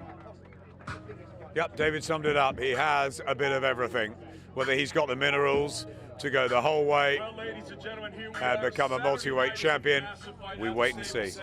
And of course, at the top of the bill, it's the rematch, KSI versus Logan Paul. Who's out here to see that? Well, we're all That's it, just a few people. Anyone out Andy here to see KSI? Scott's out here to see that. We can hear him. He's got his jumper. You got your jacket on now. The temperature has dropped big time. You're not cold? Well, I got the jumper on now. I think You Matt must is. be I'm freezing in absolutely shorts freezing. as well. Shorts. Did no one go get you a pair of trousers? I was just going to say, it was absolutely roasting earlier. Yeah, I know. Where's Johnny, guys? Johnny, where's he gone? Has he got to get you something? He's going to get a blanket. Tell you, we're all looking forward, though, to seeing KSI and Logan Paul. It's going to be different for us, isn't it? We've been to how many different workouts over the years? Not many here in Venice Beach. Might have had a good one at Tower Bridge a few weeks back, but the workouts are normally a chance for us to assess the fighters just, you know, 2 or 3 days before. How are we going to assess these two? I don't know. I'm not sure, but I'm looking forward to seeing them. This is new to me, Joe. I didn't even know who they were a year ago until the first fight. But I am looking forward to it. I'm intrigued. You know, I've seen some of the build-up in training. Logan Paul certainly looks in shape, and he seemed really fired up. So to see them this close, I'm looking forward to it. Joe, what do you think they're going to do in there? Obviously, we've seen the others work out, the traditional boxers. Are they going to just do the same? Are they going to? I said Logan Paul, when I spoke to him last night, you know, he's extremely serious now. He's in that sort of mode. Or are we going to have a little bit of fun? We're going to have some play acting. We're going to have some jibes at each other? How's it going to work? I definitely think they're going to try and come across as confident as possible. You know, they're going to be nervous. They're following the shoes of some absolute, like, you know, pure professionals. So, you know, I think there'll be an element of trying to just look like a boxer, you know, do the right thing. I think, you know, their coaches, they've got experienced, you know, coaches. I think they'll just, you know, do as they're told, not do anything too crazy, not try to show any sort of game plan, any sort of specific specific shots. I think they're going to keep it simple, show that they're up for it, and yeah, it wouldn't surprise me if they do try and get in each other's faces if they you know, cross paths. Yeah, on the red carpet last night before the film showing the 40 days that we saw with Logan Paul and with KSI, there was some tomfoolery, wasn't there, on the carpet with Logan just surprising him and JJ doing his interviews. So we're going to have something, aren't we? I mean, it's what they're all about. They're always constantly trying to outdo each other. You know, this is all about ego, all about, you know, I'm number one. I run this game, and that's what they both want to prove. USA, UK, the sort of the biggest. 100%, and you know, it never stops. Whenever they're in each other's presence, they're always trying to, you know, dominate one another. And I think, you know, you're going to see that right up to that bell. So yeah, it wouldn't surprise me if we see something else tonight. Joe, when you fought KSI, I know that he rattled you a bit at press conferences. He got under your skin. He said things that didn't sit comfortably with you. Is it going to be more of the same this week as we get nearer and nearer the moment that really matters to them? Look, I do believe you're going to see like the real, you know, how confident these guys really are in their demeanour. You know, we're getting close now. It's getting very serious. I do believe that KSI is taking it, you know, he's trying to take the more professional approach. He's not being all, you know, he doesn't want to be all loud and stupid and goof around, whereas Logan, I think he feels comfortable when he does that. So he's trying to bring that, and I think he believes that him behaving like that gets inside KSI's head, you know, because KSI wants to be taken seriously, you know, within this event. So, you know, expect both of them to bring, I think, different approaches as we lead up to the fight. Different is the word of the week, isn't it? Yeah, and I'd imagine there's going to be a little bit of a one-upmanship here now, one trying to get over the other, to get a little bit into the mind of the other and just try and get a bit of a point-scoring system even. Looking physically fantastic shape. When we saw them yesterday, JJ KSI, he dropped a lot of weight since we last saw him in London. Obviously had a huge and hard camp with the Mayweathers, with Jeff Mayweather, and Logan Paul's been in phenomenal shape, you know, under Shannon Briggs. Yeah, but the interesting thing will be, Adam, these two guys have had a white-collar fight. They're fighting a professional boxing match. It's 6 3-minute rounds. It's the small 10-ounce gloves. You know, it's going to be different. When they get hit with the 10-ounce gloves for the first time, especially if the fight does go into the second half, where they're going to feel absolutely fatigued, like they've never felt before, the nervous energy, you know, that's when we'll see. That's when we'll see what they're about, I think. I mean, it's not that they've edged their way up gradually. You know, they're going from a white-collar, you know, novice approach to getting thrown right at the deep end. And, you know, there's going to be a lot of pressure. There's going to be a lot of adrenaline. And I believe it's going to come down to who can keep their nerve, who has the will to win. Matt, we're meeting people all the time from a different world this week. Ethan, good to see you. Very good to see you all. Pleasure to be here. How excited are you? I mean, Joe and I have talked a lot in the last couple of days about, and he's like a kid in a sweet shop here, and Matt and I are just sort of outsiders watching him, learning about a new world, and it's a huge world, isn't it? It's a massive world out there. Absolute. We're in the belly of the beast right now. This will be the biggest event to happen on the internet, and I think now we're here and it's fight week, I think it's really soaking into everybody that's involved in our community. It's really now a thing, like being here and being involved with the public workouts, the press conferences, the weigh-ins, it's now all of a sudden a massive, real deal. Like, we're here, it's time to go. I mean, it's interesting here, seeing Devin Haney and Billy Joe Saunders and sort of the world champions and the hottest prospects as well in the sport. You know, they're doing their workouts, their finals sort of ticking over, and now it's the turn of KSI and Logan Paul. It's extraordinary, isn't it? It's absolutely extraordinary, and I think we're going to be all very shocked with what a level they put themselves to. Like, when they step out here on November 9th, I think everyone's going to be really, like, just blown away with how much they put into this. And it's just exciting. It's really exciting. 100%. I mean, you know, you see the energy coming from Ethan. Yeah. You know, this is literally everyone in our industry. This is what it is. We're all so invested. We're all so into it. We want to know the answer. Who is the best? Exactly. You know, who really is the man? And you know, we can't wait to find that out. Well, yeah. How do you see it unfolding? How do I see it unfolding? I feel like Logan's going to come out trying to establish dominance like he did in the last fight. And I think as soon as it goes past round 1, I think he's put a lot of pressure on his shoulders with the whole first round decapitation. I get his fight talk, but I feel like you add pressure to yourself at that point. So I think as soon as it goes past round 1, and whoever can keep a level-headed sort of mentality in amongst the madness is when you'll see the real winner. You see in amongst the madness, and that's what it is, isn't it? I mean, we've never seen anything quite like this. No, definitely not.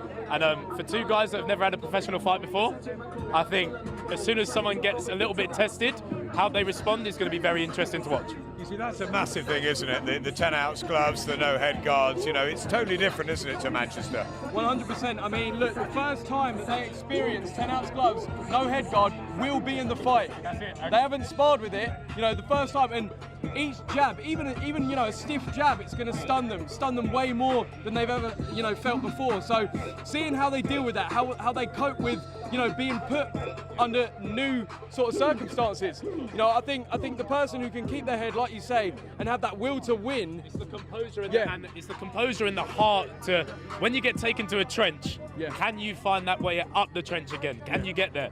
And I think JJ's got a bit about him in there, and I think when he gets taken into deep places like that, he knows his way out of them. So, and both are prepared so meticulously, so hard, in a way, so professionally, because for the loser, it's unthinkable, isn't it? Yeah.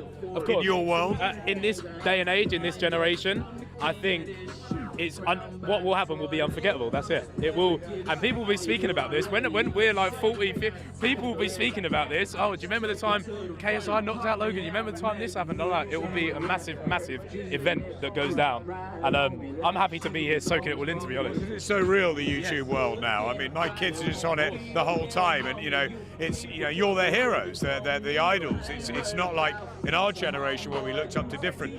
This is what the world has happened. It's exploded. Yeah, I think, of course, when we were sort of coming up on YouTube, it sort of never felt real like that, really. Like, you're just sort of doing your hobby on the internet, and when it crosses over into such events like this, and you're applying real life crafts and skills to now something, it just takes it to a whole new level, and it is now a real life thing. I mean, Joe was partly responsible for starting all this. Where's it going to end? Is it going to carry on? Are we going to have, you know, the likes of Jake Paul, obviously, and Gibb? Are we going to have those sort of fights? I'm so hoping that goes. I'm so hoping that happens. I'm so hoping that happens on a card somewhere someday. I'm praying it happens. I mean, look, the question I'm asking, right? Hypothetically, if Gibb beats Jake Paul, yes, KSI beats Logan. Oh, could we maybe see KSI versus Anderson Gibb? Do you think, if they're the two left, if they're the two kingpins, right? Do you think they'll do it? Or when we see Logan and Jake Paul fight? Yeah, I mean, well, you never know. That would be. You never know, mate. You never know. But yeah. I think the Klitschko said they'd never fight each other. You exactly, know? But they did spar together. You know, their mum didn't like it too much. JJ and Gibb have sparred together a lot, and I think. Who knows? That would be very funny, though. It'd be very funny. I don't think they would, because they're the same team, same camp. Oh, but you never know now, well, do you? You never know. You never know what could happen. Never know. But this is the beginning of something, or is this a sort of I think an end point? Of it was like, I think videos and stuff is the very, very starting baby steps. The copper box is a huge step up, and then of course selling out Manchester Arena and pay-per-view, everything. We're now at a stage where it is a thing, and it's going to continue. Like there's other things that are going to lead on from this. The thing is though, is like, how many YouTubers do you think are going to, you know, say it is a brutal knockout, are going to look at this and go, yeah, I want to do that. That's a bit of me, right? Do you know what I mean? Like, we you know, even in this, for this card, we haven't seen a whole load of YouTubers step up and say, you know, I really want to do this. Yeah, why has that not happened? I think they've seen what's at stake, you know, they've seen the impact it can have if you do lose. Yeah. People are scared to put their reputation on the line. That's what it is. And these guys, they've got money, they've got recognizability, everything, but they're stepping in there to really just prove to, like, even themselves or the people they can, that they can do it. That's what it is. It's interesting that boxing's been chosen as the sport, not anything else.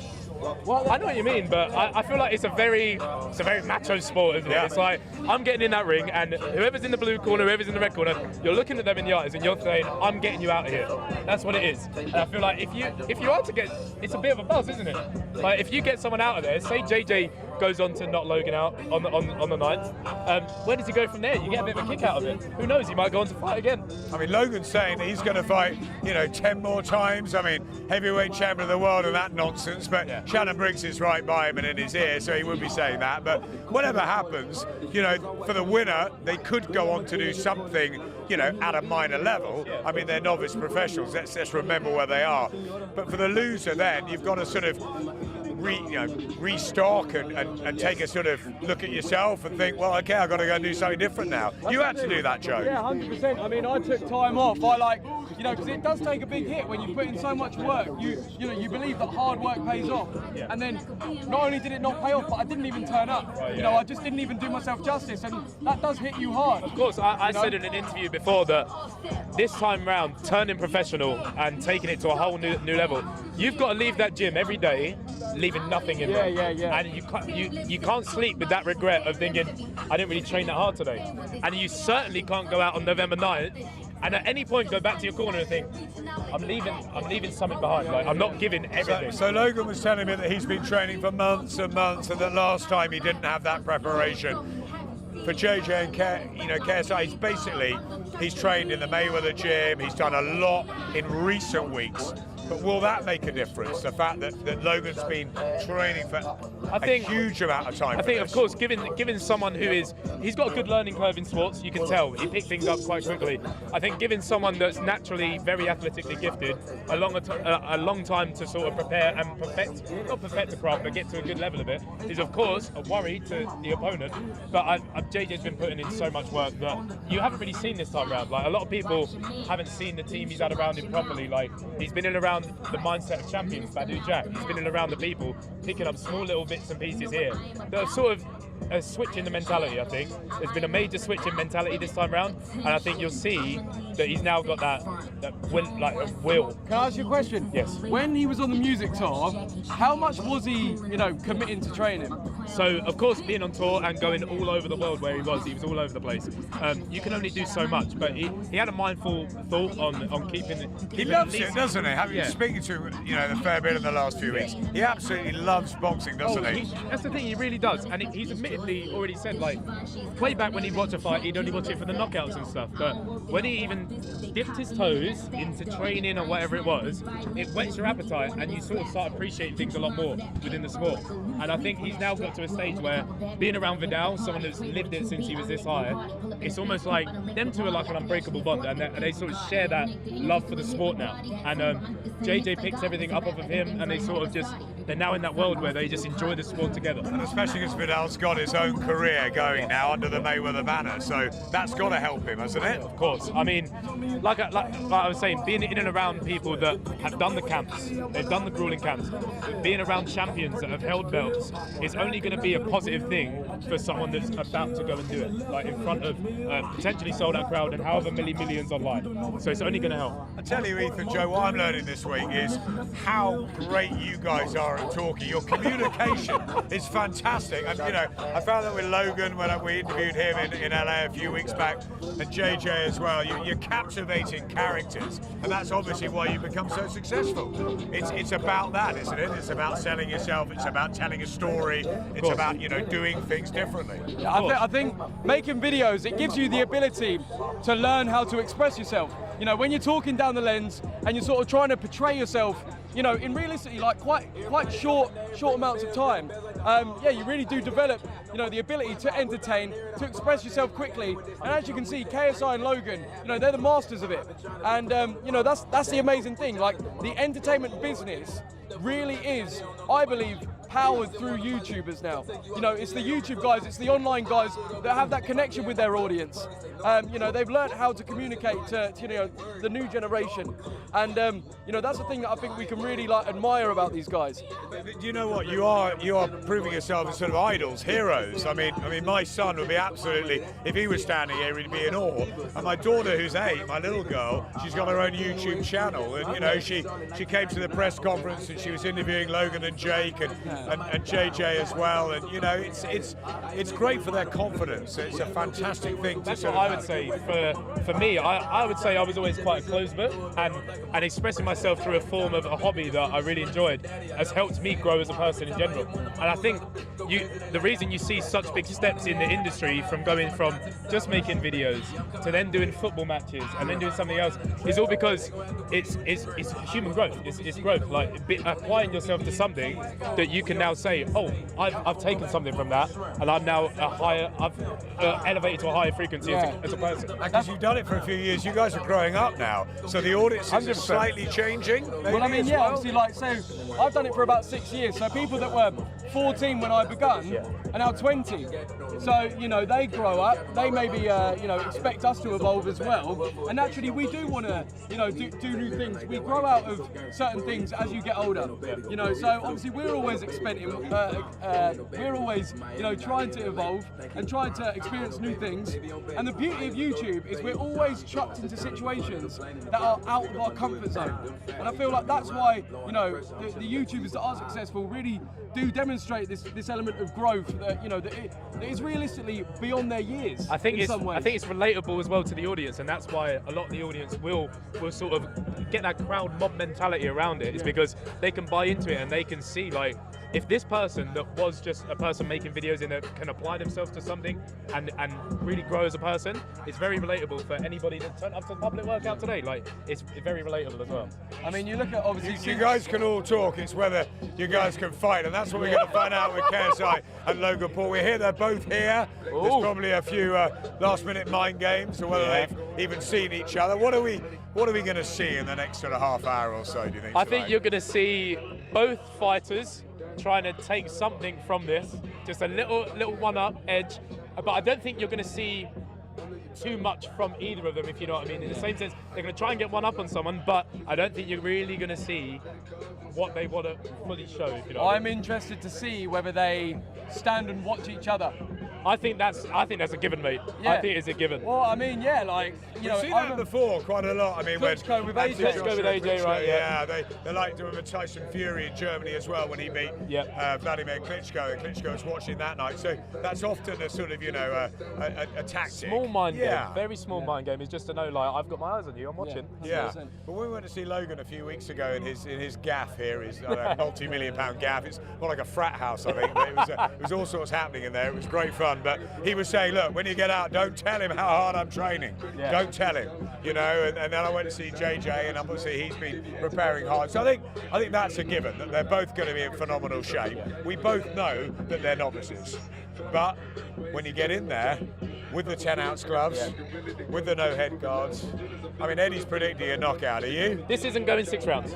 This fight is not going 6 rounds. I will say, though, it does take skill to knock someone out. Of course it does. It takes a high piece of skill to pick someone apart in the right way to then land the knockout. But this is the thing, it's that fight or flight. If you get buzzed, it's about how you respond to that. And you saw in the AJ fight, he got buzzed at the wrong time and everything gets knocked off senses. And these guys, like you said, are novices, is how they deal with that buzz. And that's when you can see something either go horribly wrong or horribly right. Yeah, 100%. I think, you know, this fight, I do see us getting a definitive winner. Yeah. You know, and I think that's all that we hope for more than anything. You know, the draw, it left a bad taste in all our mouths. Yes, 100%. But yeah, we just want to see, you know, whoever deserves it to win it. Yeah. You know? I don't think there's going to be a trilogy. Yeah. I don't think there's going to be a trilogy. Let's just move around a little bit, because I believe that Logan is trying to fight his way through the crowds. No worries. Let me come here. Here he goes. Now, he said to me last night that the games, the fun, he'll do this, but it's serious business now. And, you know, he wants to prove to people that he's a proper fighter. He was obviously a wrestler when he was younger. He's got more athletic background than JJ. He's obviously very confident that he's going to go in fully fit this time, whereas last time, you know, he said, I didn't have the notice, I wasn't really prepared. Shannon Briggs has been on him the whole time. Yeah. I mean, it couldn't have gone any better, it seems. I think with Logan's last couple of years, I think he's probably the one that is coming into this now thinking, I really need to show and prove to myself, let alone the world, that he's back and he wants to show that he's applied himself to the best of his abilities in a new way. And this is a new version of himself. So that's just what's happened in the last few years. So I can see how as soon as he gets in there, it's going to be no games. He'll play around in sort of the banter back and forth, but when you step through the ropes, it's go time. 100%. I think, you know, you see how serious Logan has taken it this time. You know, obviously, I think he's more in his element when he is goofing around, you know, having a joke and stuff. But I think this time he's going to take it a lot more seriously. There's not going to be any taunting, doing all that, you know, that silly stuff he did last time. I think he's going to get in there and he's going to stick to the game plan. And you know, I feel like early on he is the more dangerous man. But what is the game plan? Is the game plan to go in and knock out KSI, or is it to box as best as he can and see how the fight develops? Because I would say that Logan is, like you said, probably the most dangerous thing in the first couple of rounds. I think if it goes past 2 rounds, I think Logan could be in trouble, because I feel like last time round he gassed out. He said after about 2 rounds he was pretty much he could really feel it sapping him, and I think that was a mix of maybe the crowd energy and the first time doing it, whereas this time he's done it now. How can he now handle that mentally sappingness and the physical draining of what boxing is? And if he makes it past the second round, it'll be interesting to see how well he is conditioned now in this fight. So. He's obviously seeing how, you know, how he was so dominant early on. If he manages to maintain that level and not gas out and not have an adrenaline dump, then, you know, if he can dominate the whole fight, he may not need the knockout. I think if he goes chasing for the knockout, that's when Logan can be vulnerable. You could see an opening. Yeah, you could see a big opening for JJ. So, you know, Logan's got to really keep his head in for this. If he keeps JJ at bay with that jab, frustrates him, I think that's, you know, it's his to lose, but, you know, JJ, you can never count him out. He's got that will to win, he's got that skill, he's been developing his skills, so, you know, it's going to be a great fight. While we're waiting for Logan, tell us a bit about the side medal, when you got together and how it happened, and you all lived in one big house, didn't you? So a few of the boys lived in the house. I've always lived on my own when I moved out, so there was 4 of them in the house at the time, but... You managed to get away from them for a bit. Yeah, exactly. Breathing space. I'm joking. So JJ and Simon have always been friends from school. Josh and Toby, same thing, friends from school. And then just meeting through the online world. Like, I met up with Josh and Toby first of all, and then we sort of just ended up in a Skype call. Skype call, that was it. And we started playing games together, started recording together, and it was sort of always that, just that relatable boyhood, childhood group friend. And friendship group, and I feel like that's what people could relate to. Yeah. And here we are today, where one of our boys is stepping into a professional fight. And you're all really close. Yeah, very close. That's the thing. I think, well, we're now 6 years now together, and I think that goes to show that it's a true friendship. A lot of YouTube groups wouldn't end up being with each other for 6 years. Definitely not. I'm excited to see the energy once they get in the ring. That's what I'm observing. I'm observing like the energy of. Well, we know the energy of Shannon Briggs. That's somebody we know very well in the boxing world. Former world heavyweight champion, of course, had that humdinger with Lennox Lewis. It seems like about 20-something years ago, and I think he still wants a heavyweight title fight, chasing down the. I wouldn't put it past him, you don't know.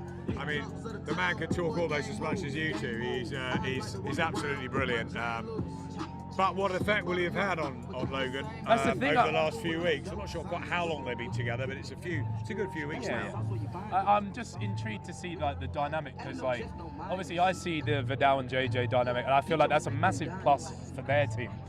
Because they have bonded together like they've. You saw it in the last fight when JJ wasn't performing. It was probably one of the first times Vidal shouted at JJ, and something switched and it changed. Whereas you've got a guy shouting let's go" constantly. We get this motivated, but what's he really learning? USA is proud to present the main event of the evening, the rematch, KSI versus Logan Paul, all brought to you on DAZN and Sky Sports Box Office. Now, just entering the ring with his head trainer, former heavyweight champion of the world, Shannon Briggs. Ladies and gentlemen, he is America's #1 YouTube star. He's an actor, recording star, video superstar. Ladies and gentlemen, the Maverick, Logan Paul. Paul.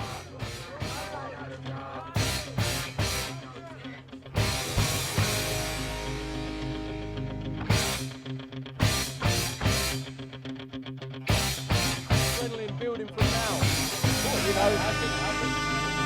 Look out over a ring, and you're now seeing people that have turned out to even just get a glimpse of you before fight night. Of course, you've now got that in your head thinking, okay, it's time to really go. Sprinting round the ring. Yeah.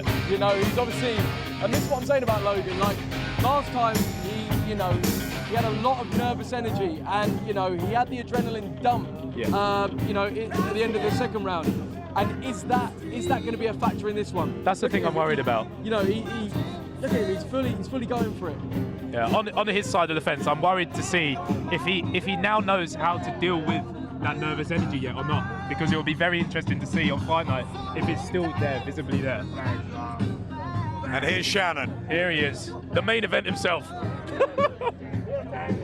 How many times do you think he said that phrase? Oh, mate, if I had £1 for every time he said it, I'd be awfully rich. We're sort of 4 or 5 years ago, we're in some arena, and suddenly you just hear the "Let's go, champ." You hear it from a long way away. He's a real character. I'm also excited to see how he's bouncing around like this. You didn't see that in the last fight. He was very planted. Yeah. He was very planted, so I wonder if he is a bit lighter on his toes this time around. I mean, it'll be interesting because he's obviously coming in heavier. There's more muscle mass. He's if anything, he's looking to plant himself more and get those big shots off. Get those big shots off, yeah. It's interesting to see, how he conducts himself. Are you guys? Yo, what's good, man? Yeah, we're live. We got Jake here. Jake Paul, your brother, in the ring. Looking good, looking light, looking serious, looking focused. Everything gone brilliantly? Yeah, he's in the best shape of his life. Feeling better than ever, heavier than ever. He looks light, but he's heavier than ever. He's feeling great, and he's going for that knockout November 9th. So it should be exciting. We're all excited. We put our time in the training camp. I was there with him every step of the way, and to see the involvement of him as a fighter is absolutely insane. But he's ready, and he's more prepared than ever. We came by your house a few weeks ago. It was nice to see you guys, and Shannon Briggs there, and it seems like that everything has gone really well for him. Trained a lot, many months for this moment, and he said to me last night, it's serious business now. I'm not messing about, I'm not playing around this week. This is serious. I'm going in there and I'm going to make an absolute statement here. He's turned into a monster. You're absolutely right. It's going to be a statement.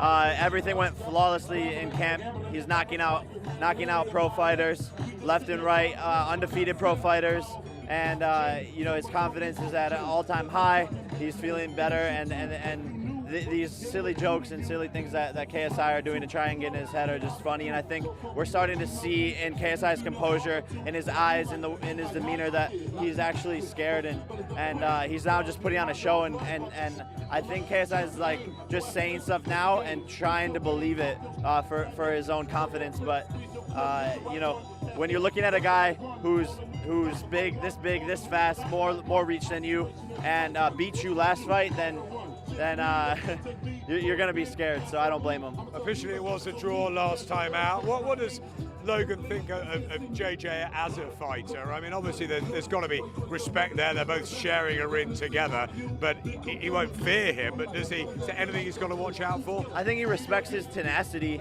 That's it.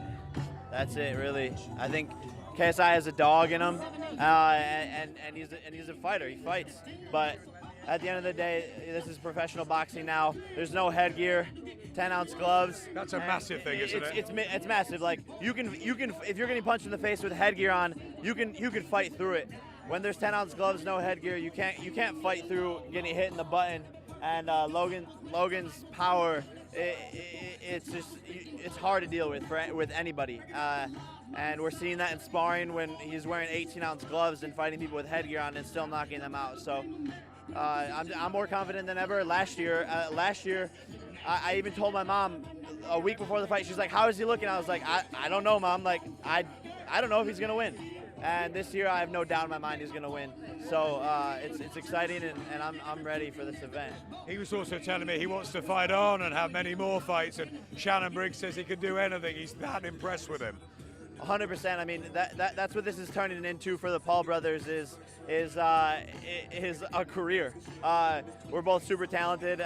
Like I said, I was in training camp with him. I'm training every single day. I'm knocking out pros.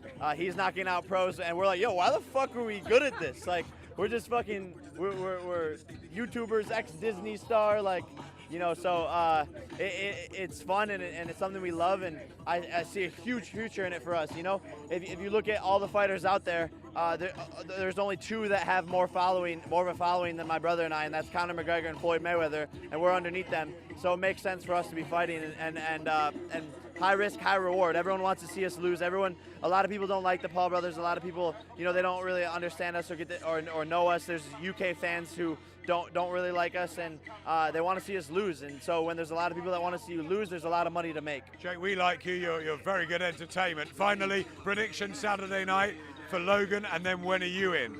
I said this the other day, but I think it's a 5th round TKO. Logan TKOs him in the 5th round.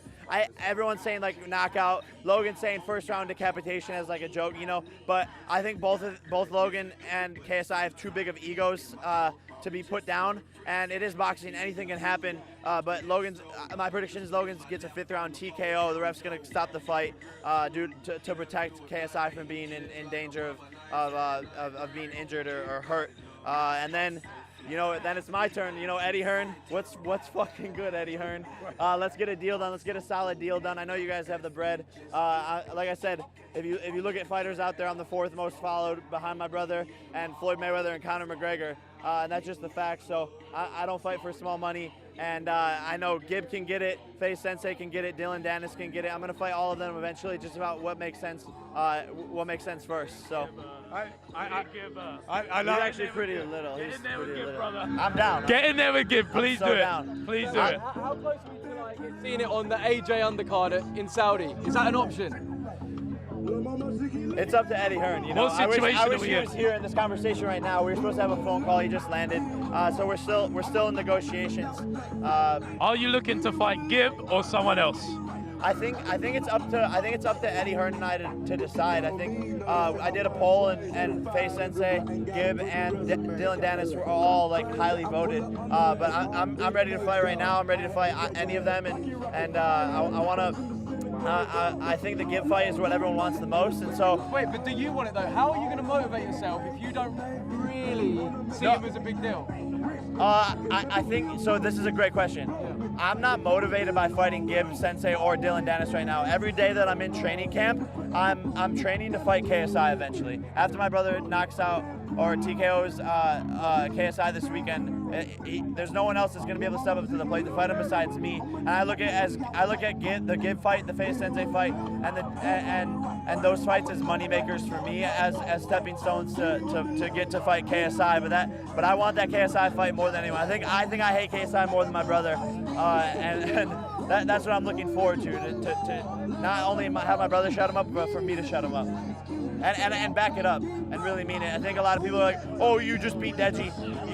There's interviews of Vidal Raleigh saying that Deji has more boxing talent than KSI, and he couldn't go 6 rounds with me. So, and as you know, I knocked down Joe Weller in 2 minutes. You're right here.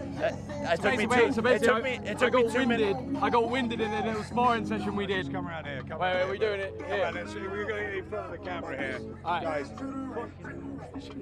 I'll keep you to one side, won't we? Okay, where are we? We're talking. Okay, so you sparred him. Yeah. So KSI obviously fought Joe Weller. I'm learning all this. So KSI fought Joe Weller first. It was a TKO in the 3rd round.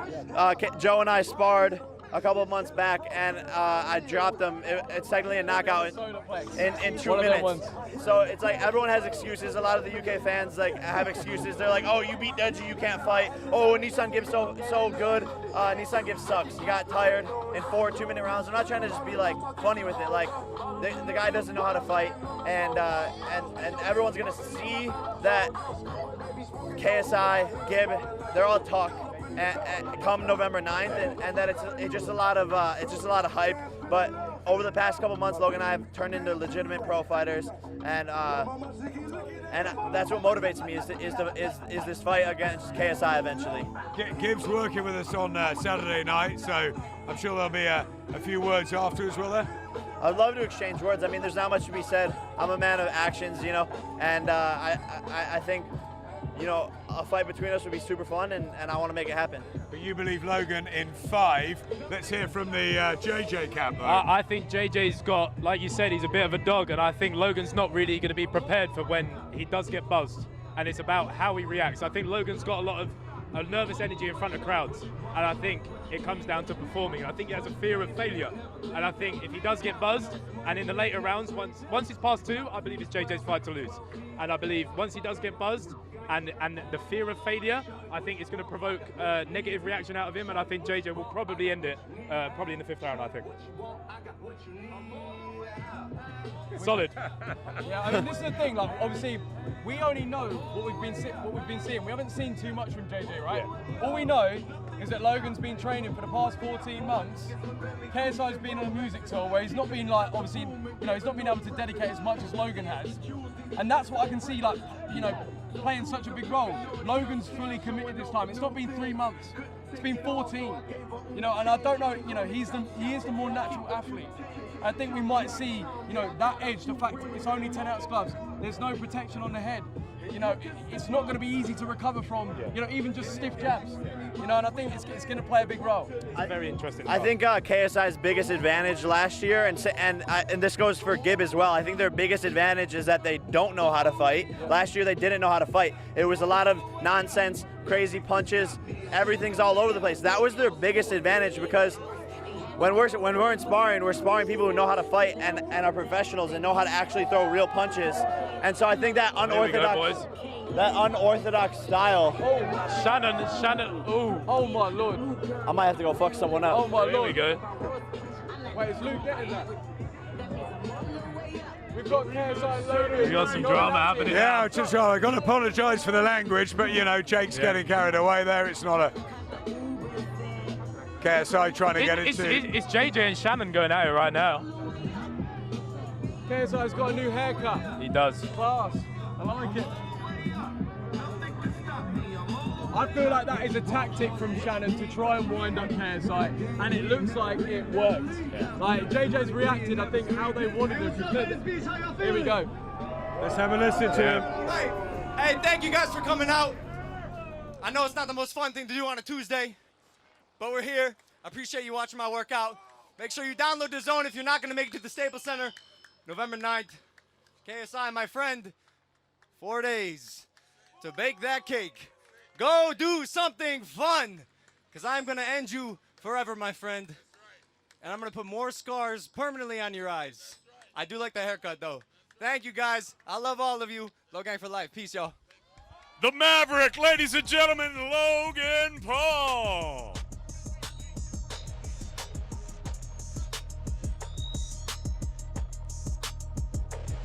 Very brief bit, chat.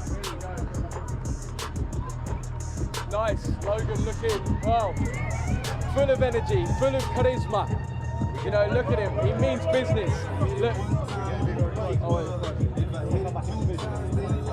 Wait, I can't really use audio for this anyway, So Logan Paul, we'll try and get a word with Logan in a minute. We had Jake, that was a bit of fun, wasn't it? Yeah, as always. I mean, Jake, look, he's such a character.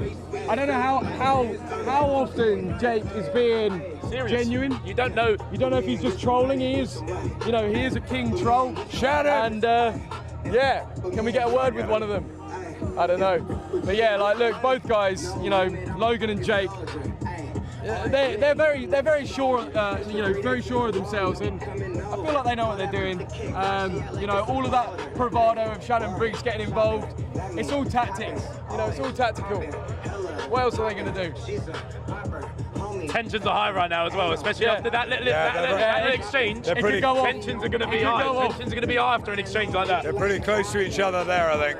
Oh my. Yeah, I don't think it's going to stop anytime soon either. Wow. think we're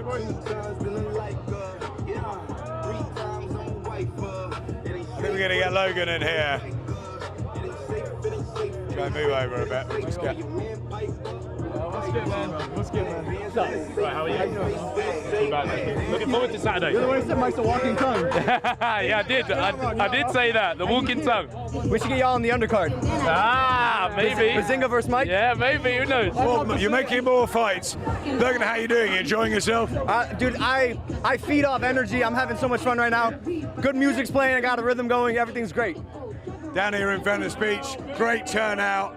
JJ just coming into the ring. A few words there, Shannon Briggs and KSI. Is that mental tactics or is that? No, I don't know. I mean, our whole team has a problem with his whole team. And I think that's what you just saw. I mean, is it real personal, this? Is it now gotten to a point where you just don't want him around, you want to get rid of him, and you want to rule the YouTube world, or is it something about you and boxing? It's both. Saturday will be a purge. I will erase this man from YouTube. Are you kidding me, bro? What the fuck is he doing? I remember this moment. People are gonna ask who thought it was a good idea to put that clown in a ring with me. But you have shared a ring before in Manchester. What is different? Obviously the gloves, the head guard, but is it the training and everything this time? Violence and experience. I'm coming in with a fury, a fervor that I did not have last year. Last year I was vegan. Last year I had a girlfriend. It was a low point in my life, and I didn't really have the urge to beat people up. Now this year Shannon's pulled a monster out of me that I'm not sure I like. But it's a totally different story. Brand new! He looks fat, brand new! Why can't I help but laugh, bro? It's a whole new game. It's a whole new story this time. Yeah, more for JJ. The transformation is complete. It doesn't look like he went through any. Are you still predicting an early finish? Jake was saying maybe a fifth round knockout. Who knows? If it doesn't happen in round 1, it's going to happen in round 2. If it doesn't happen in round 2, it's going to happen in round 3. If it doesn't happen in round 3, it's going to happen in round 4. It doesn't matter to me when it is. I just know it's going to happen, and we're prepared for any round. And are you going to stay in the boxing world then after that? Yeah, absolutely. I fell in love with the sport. My friends don't think it's healthy. It's a little dangerous. It's probably not too healthy, but I'm going to be here for a minute.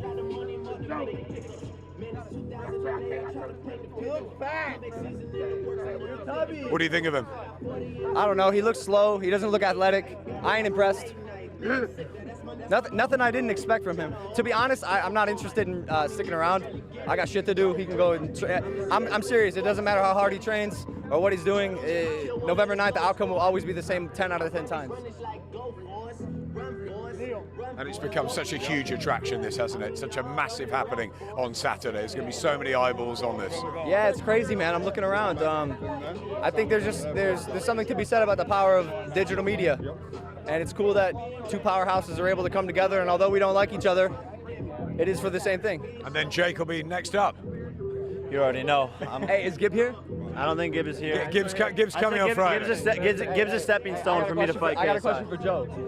Why did you let Jake knock you down? Oh, mate. Honestly, I thought I was going to go there, beat him up in his own backyard, and make my comeback. You know, the story was there, and mate, like, it couldn't have gone worse. Like, but it is what it is. I thought, dare to try, why not? I love Joe Weller. I've been a Joe Weller fan for like years now. I remember when Logan slid in my DMs, he was like, yo bro, can I copy your WWE video? You looked up to it. I was like, yo, go for it, bro, go for it. it. Dude, he's hilarious, and I still think he's one of the best on the platform to this day. I'm a Joe fan. I want Joe commentating this event. Is that happening? He is with us, yeah. Amazing. Joe and Gib. Yes. Oh, I already knocked out one of them. I'm sorry, Joe. I love you too. I love you too. Love me again. Well, here we are. And meanwhile, JJ is doing his bit behind. Logan, thanks a lot. Oh yeah, thank you. Thank you very much. Thank you. Jake, thank you as well. Thank you. Let's see if we can can we have a look at. In the madness, can we try and watch JJ and see what he's up to here? See him on Saturday. Yeah. See him on Saturday. See him on Saturday. If we just move slightly, let's get Scott going there. This is chaos, but it's Absolute. great chaos. Organised chaos. Organised chaos. That's what we like to see. And here he is, JJ. Hairstyle as well.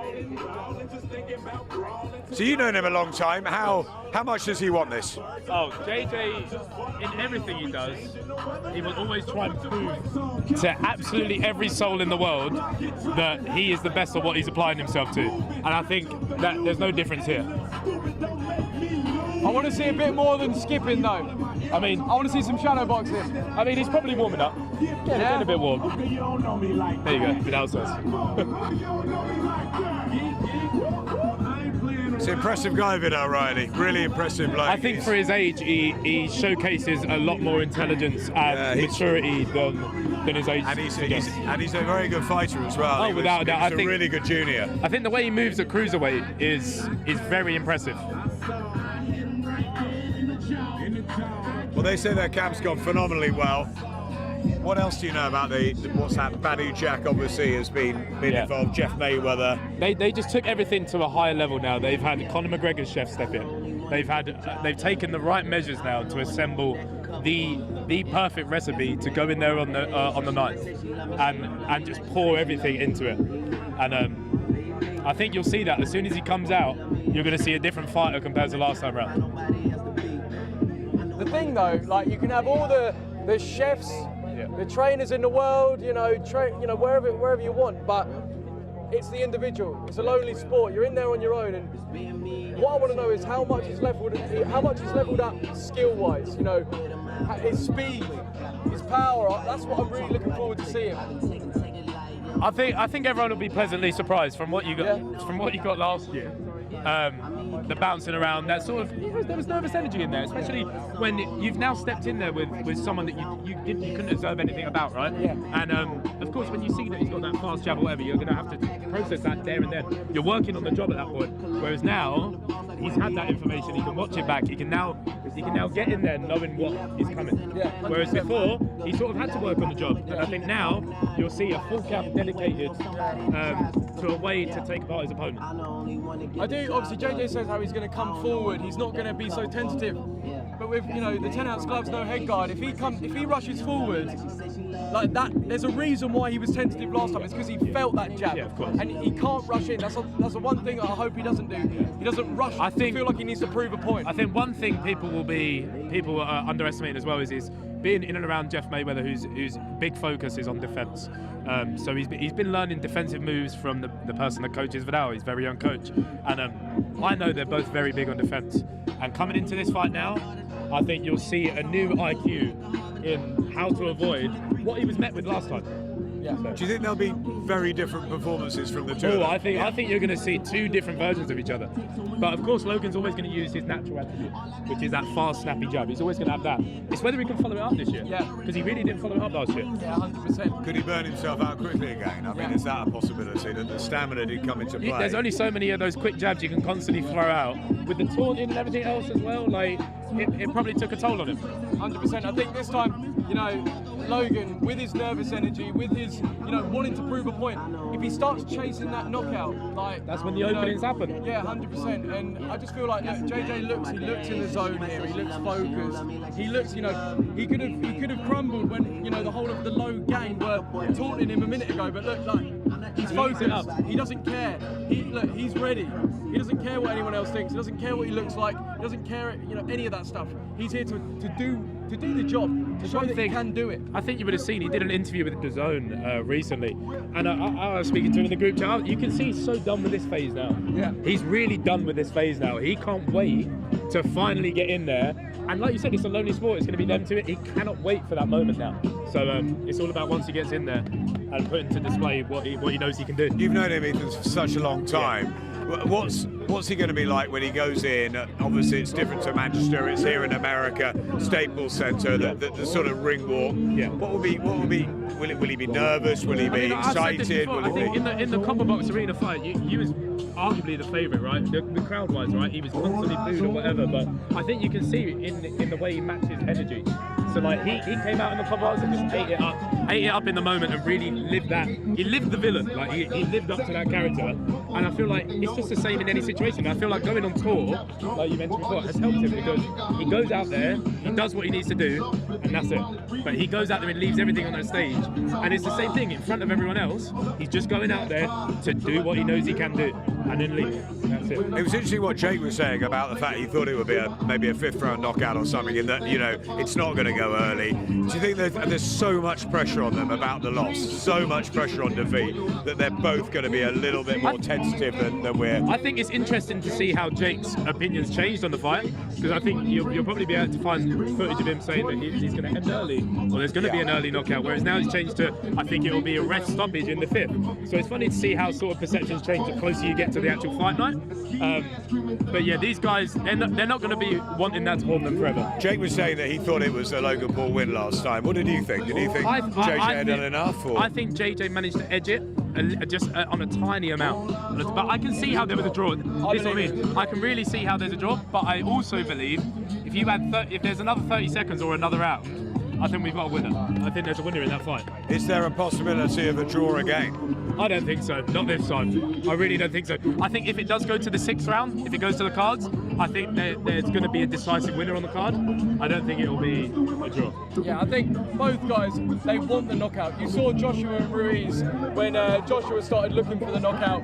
He was so vulnerable, and I feel like both guys are going to get to that point where it's desperate times and they want to close off the fight, and they're going to be open. They're both going to be, they're both going to be looking at getting a knockout win. They don't want points. It's not good, decisive enough. And look, KSI's movement here. He's displaying.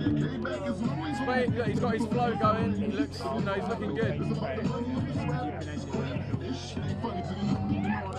I think people will see a lot different technique coming from JJ this time. A lot more fluid in defence and a lot more fluid in getting out of the way of things. I think you'll see. Yeah,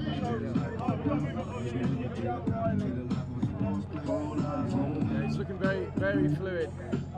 Hands down though, I guess he's walking up. You can't walk around with his hands down on fight though. He's looking good though. I really like I said, I don't think you'll see a lot on the public workouts. No, yeah, of course. I don't think so. Yeah, they're back. The Mavericks are back.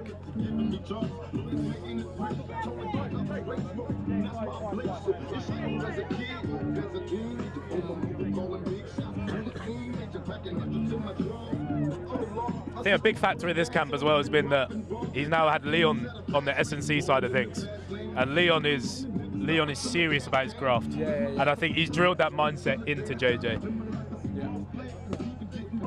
He's looking powerful, those hooks. He's definitely learned how to turn those over now. The technique's a lot cleaner now. Yeah, 100%.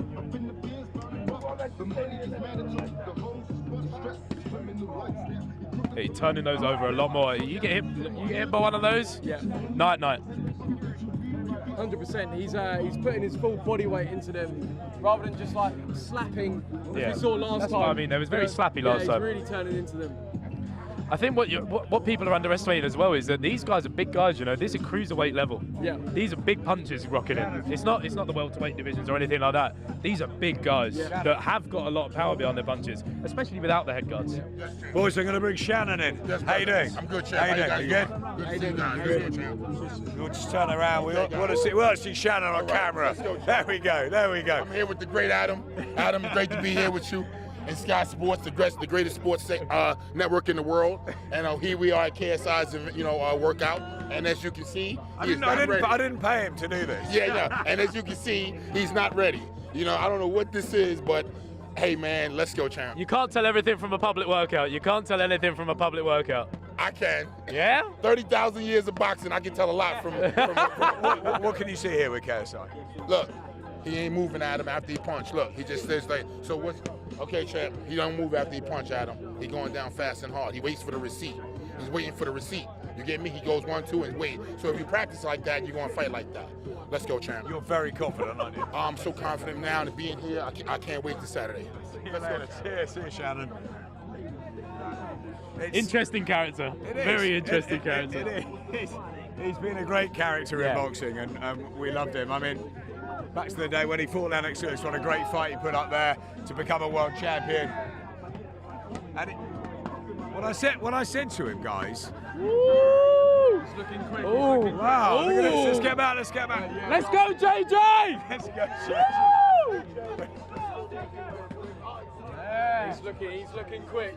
That was a nice little bit of pad work there. Ethan, when I said to Shannon about Logan Paul, he said he can become heavyweight champion of the world. He said, I did it, I was on the streets, I can do it. Is that motivational speech? It's just motivational, Yeah. of course it is. Logan Paul, England's #1 social media star against America's #1 social media star. The rematch. How do you think he looks? I think he's looking sharp. I think he's looking sharp and very fluid with it. Well, compare him now to when you were in the last few days before your fight, when you were about to fight him. Was there a workout then? Was there a chance for you to see him no, then? we didn't do a public workout, but obviously I saw clips and he was very tippy-tappy with his pads. Those, what he was doing then, he was really turning into his Hearing shot. those ring off. He was unleashing power. He looks like he's really developed his ability to finish. Okay, here's the question. Who hits harder? I think Logan Paul hits harder early on. Yes, I do that's believe what I that do KSI's think. power will carry I throughout think the fight. I think JJ carries power for the 6 rounds. Yeah. Whereas I think Logan is a dangerous man in the first 2. Yeah. That's where I think he's at his most. So if JJ can weather the storm and get out of the way of those and answer back, that's when I think we'll be in for a really cracking fight. Yeah. And that's what we want, isn't it? We want a cracking fight. You want to be able to speak about this years down the line. Well, and this say, is it. And I think for the fact that we are, we're embracing it, the boxing world's embracing it. We've got Devin Haney, Billy Joe and all that on the card as well. What we want is, whatever level it is, 2 novice pros, we want a great fight. We do. And I think we're definitely going to be in store for one. Like you said, they are at a novice level, but they've put enough time and hours and work rate into this to now showcase it to a good level. Eddie Hearns, Matchroom Boxing USA, Sky Sports Box Office, So important. I mean, and you see, DAZN. like the energy they're bringing to this. This means absolutely everything. Everything else is being dropped for this. This is the most important thing. That matters, literally. Coogan's just walking past. Let's bring Coogan in. It's unbelievable, this, isn't it? Absolutely crazy. I don't know what was going on there. Literally, the trainers wanted to fight each other and all their teams wanted to fight I think everyone's each other. so invested in it now. It's crazy. I'm considering doing this. Oh, I'm going to call out another boxing interview. IFL versus. IFL. Radio Raheem. He don't want this smoke. Oh! No, he don't want this smoke. You don't want the smoke. No one does. I've got footage to go and upload, but this has been an absolute pleasure. Have you got work to do? Absolutely. Big up Sky Sports. There you go. See you on Saturday, Coog. No problem, mate. Coog's the next one. Yeah. That's what we want to see, my word. Coogan, he's been brilliant as well. He's been fantastic for the I've been a sport. big fan for a long time. Yeah, he worked with Ricky Hatton a long time ago. He was in camp with Ricky, and then he started filming, and we were like, what are you doing? And he said, I'm going to go around and I'm going to build this thing up. He did it a lot. No money, he paid his own way around and all third that. eye into the sport. Yeah, I it's think that's what brilliant. it is, yeah. It's absolutely brilliant. It's really good.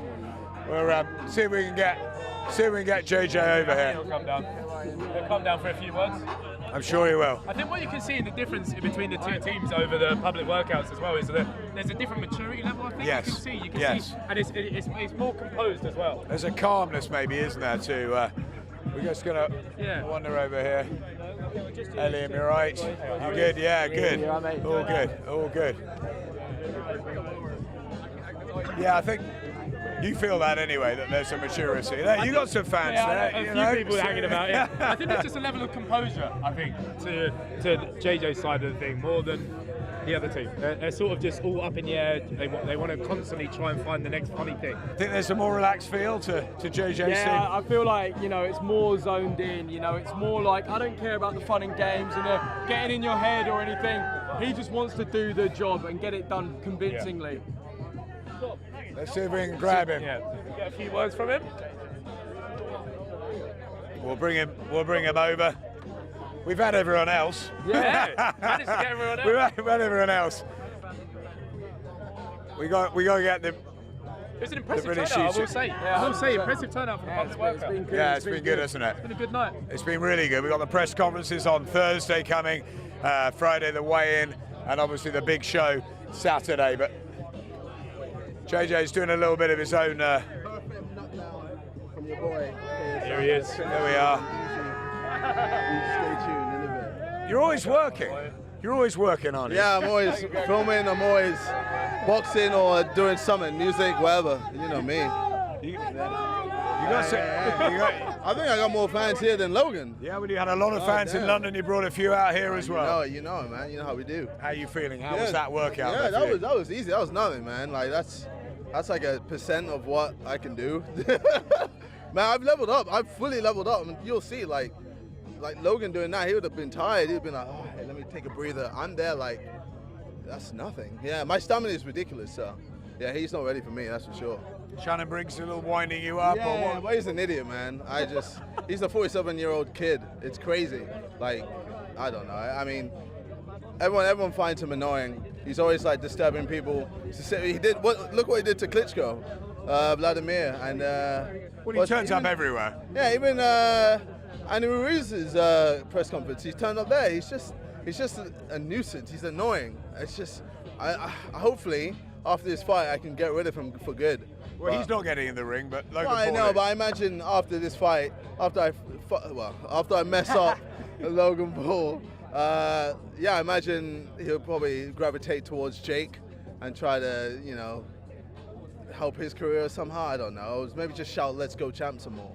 You know what I mean? It's just annoying. Yeah, is there anything else apart from the "Let's go, champ"? Do you worry about the fact that he's had a world champion, world heavyweight champion training him? Besides that, I know he's a good talker. I know he's gonna, boost Logan up and be like, yeah, you're the greatest, you're the best. But as soon as he gets in the ring, Shannon can't fight for him. That's the ultimate thing. And once he realizes that I've leveled up tremendously, he's gonna panic. He's gonna look to Shannon and his team and be like, help me, what can I do? And they're gonna be like, let's go, champ! Let's go, champ, you can just keep boxing him. He'll gas out soon. I won't gas out. Yeah, 6 rounds is nothing for me, so. Ethan was saying there's a calmness about your camp, and that maybe there's a bit more of a madness for the Mavericks. Yeah, they're all just crazy. They're just, obviously trying to cause a commotion, but I guess it's good, it's entertaining. I'm trying to make this professional, they're not. So, opposites, make for a great show, so.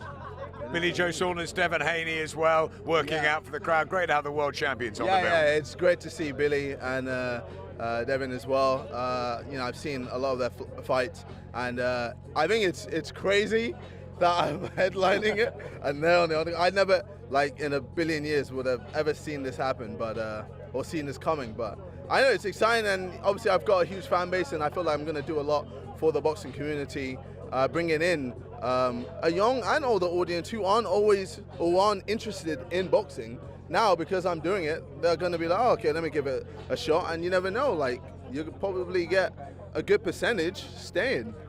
So many people are so excited about this on Saturday night. Are you in the best possible shape, mentally, physically, and are absolutely ready? I think for me, it's mentally is the main thing. I've said this a lot, mentally, I've just reached a new level. I've been through the depths of hell in this training camp, training 2-3 times a day, every day for 6 days, 1 day break. I said to these guys earlier that firsthand I've seen that there's been a mentality switch this time. Oh yeah, and there's such a different switch up here now that it's a different gear. But I feel like it's made me more mature. 100%. And it's also just made me more focused. And I think with the last fight, I had maybe a bit of fear at the beginning of the rounds, especially because I didn't know how he fought. And that fear is just gone now. I'm there I want you to hit me. I want you to punch me. But this is the thing, you talk about obviously getting hit. The first opponent. Yeah. You talk about obviously, getting hit and not being worried about that. Yes. But, there was a reason why you probably were tentative last time, and that's because feeling the stiff jab, it is a shock. So with 10-ounce gloves and no head guard, do you think that will have any effect, I didn't feeling that? So his shots never dazed me, never finished me at any point. I wasn't rocked. A lot of people thought I was rocked. I wasn't. Even when I think it was the 5th round where he had a flurry of punches, I just guarded and I was calm, and then I came back straight after. So his jab isn't a problem. It's just I was afraid of getting hit It was just the mental barrier that just, I was always there like, hit and not get hit, hit and not get hit. That's why with my fight against you, I was just pumping the jab because I didn't want you to get anywhere near me. Because I mean, that was the thing for me. Like the second you started like hitting me with those jabs, it just stunned me, and I couldn't get my rhythm. Everything just went out my head. So it's taken me almost 2 years to get over that barrier. So it's one of those things where I know Logan hasn't got over that, and once I get stuck in, he's gonna have a real problem, and he's gonna panic, and that panic is gonna be a lot. He's gonna use up a lot of energy while he's panicking, and then I can just utilize that and finish him off easily. So. The interesting thing is going to be, obviously, if one of you do get sent to the canvas. Yes. You know, have you experienced getting put down and coming back from that? If I'm being honest, I haven't, but that's because I'm just a brute, bro. If I'm being honest, like I sparred with pros, and I had 6 rounds where I got beat the F out of. That's very good. Live on the Sky stream. Well done. I got finished, absolutely finished. But I mean, like, I still stood tall. Like, I still was there taking the damage. He hit me with big body shots, hit me with big, shots to the head. And I was tired during the spar, but like, I still kept going, and I just took the damage. So it was all, like, I don't know, I just can take damage. JJ, we could talk all night. Your team want to take you. I just want one thing down the barrel of the camera for all of those in England that are going to be tuning in. What's the message here? Well, the message is your boy's going to knock out Logan Paul this Saturday, and it's going to be easy work. A lot of people are going to think I'm going to struggle. A lot of people are going to think he's so big and muscular and he's just going to destroy me. He's not. Like, you're going to realize that I'm going to be making him run, and he's going to be very afraid of my punches. And I mean, for me, I'll let my actions do the talking. That's it. I'll let my actions do the talking. I've done a lot of talking, so a lot of talking over a number of years. Let the fighting do it Saturday. Great to see you. Great to see you, JJ. Thanks very much. Thank you very much. There's Ethan, the sidemen together, the fans out there. It's a whole new world.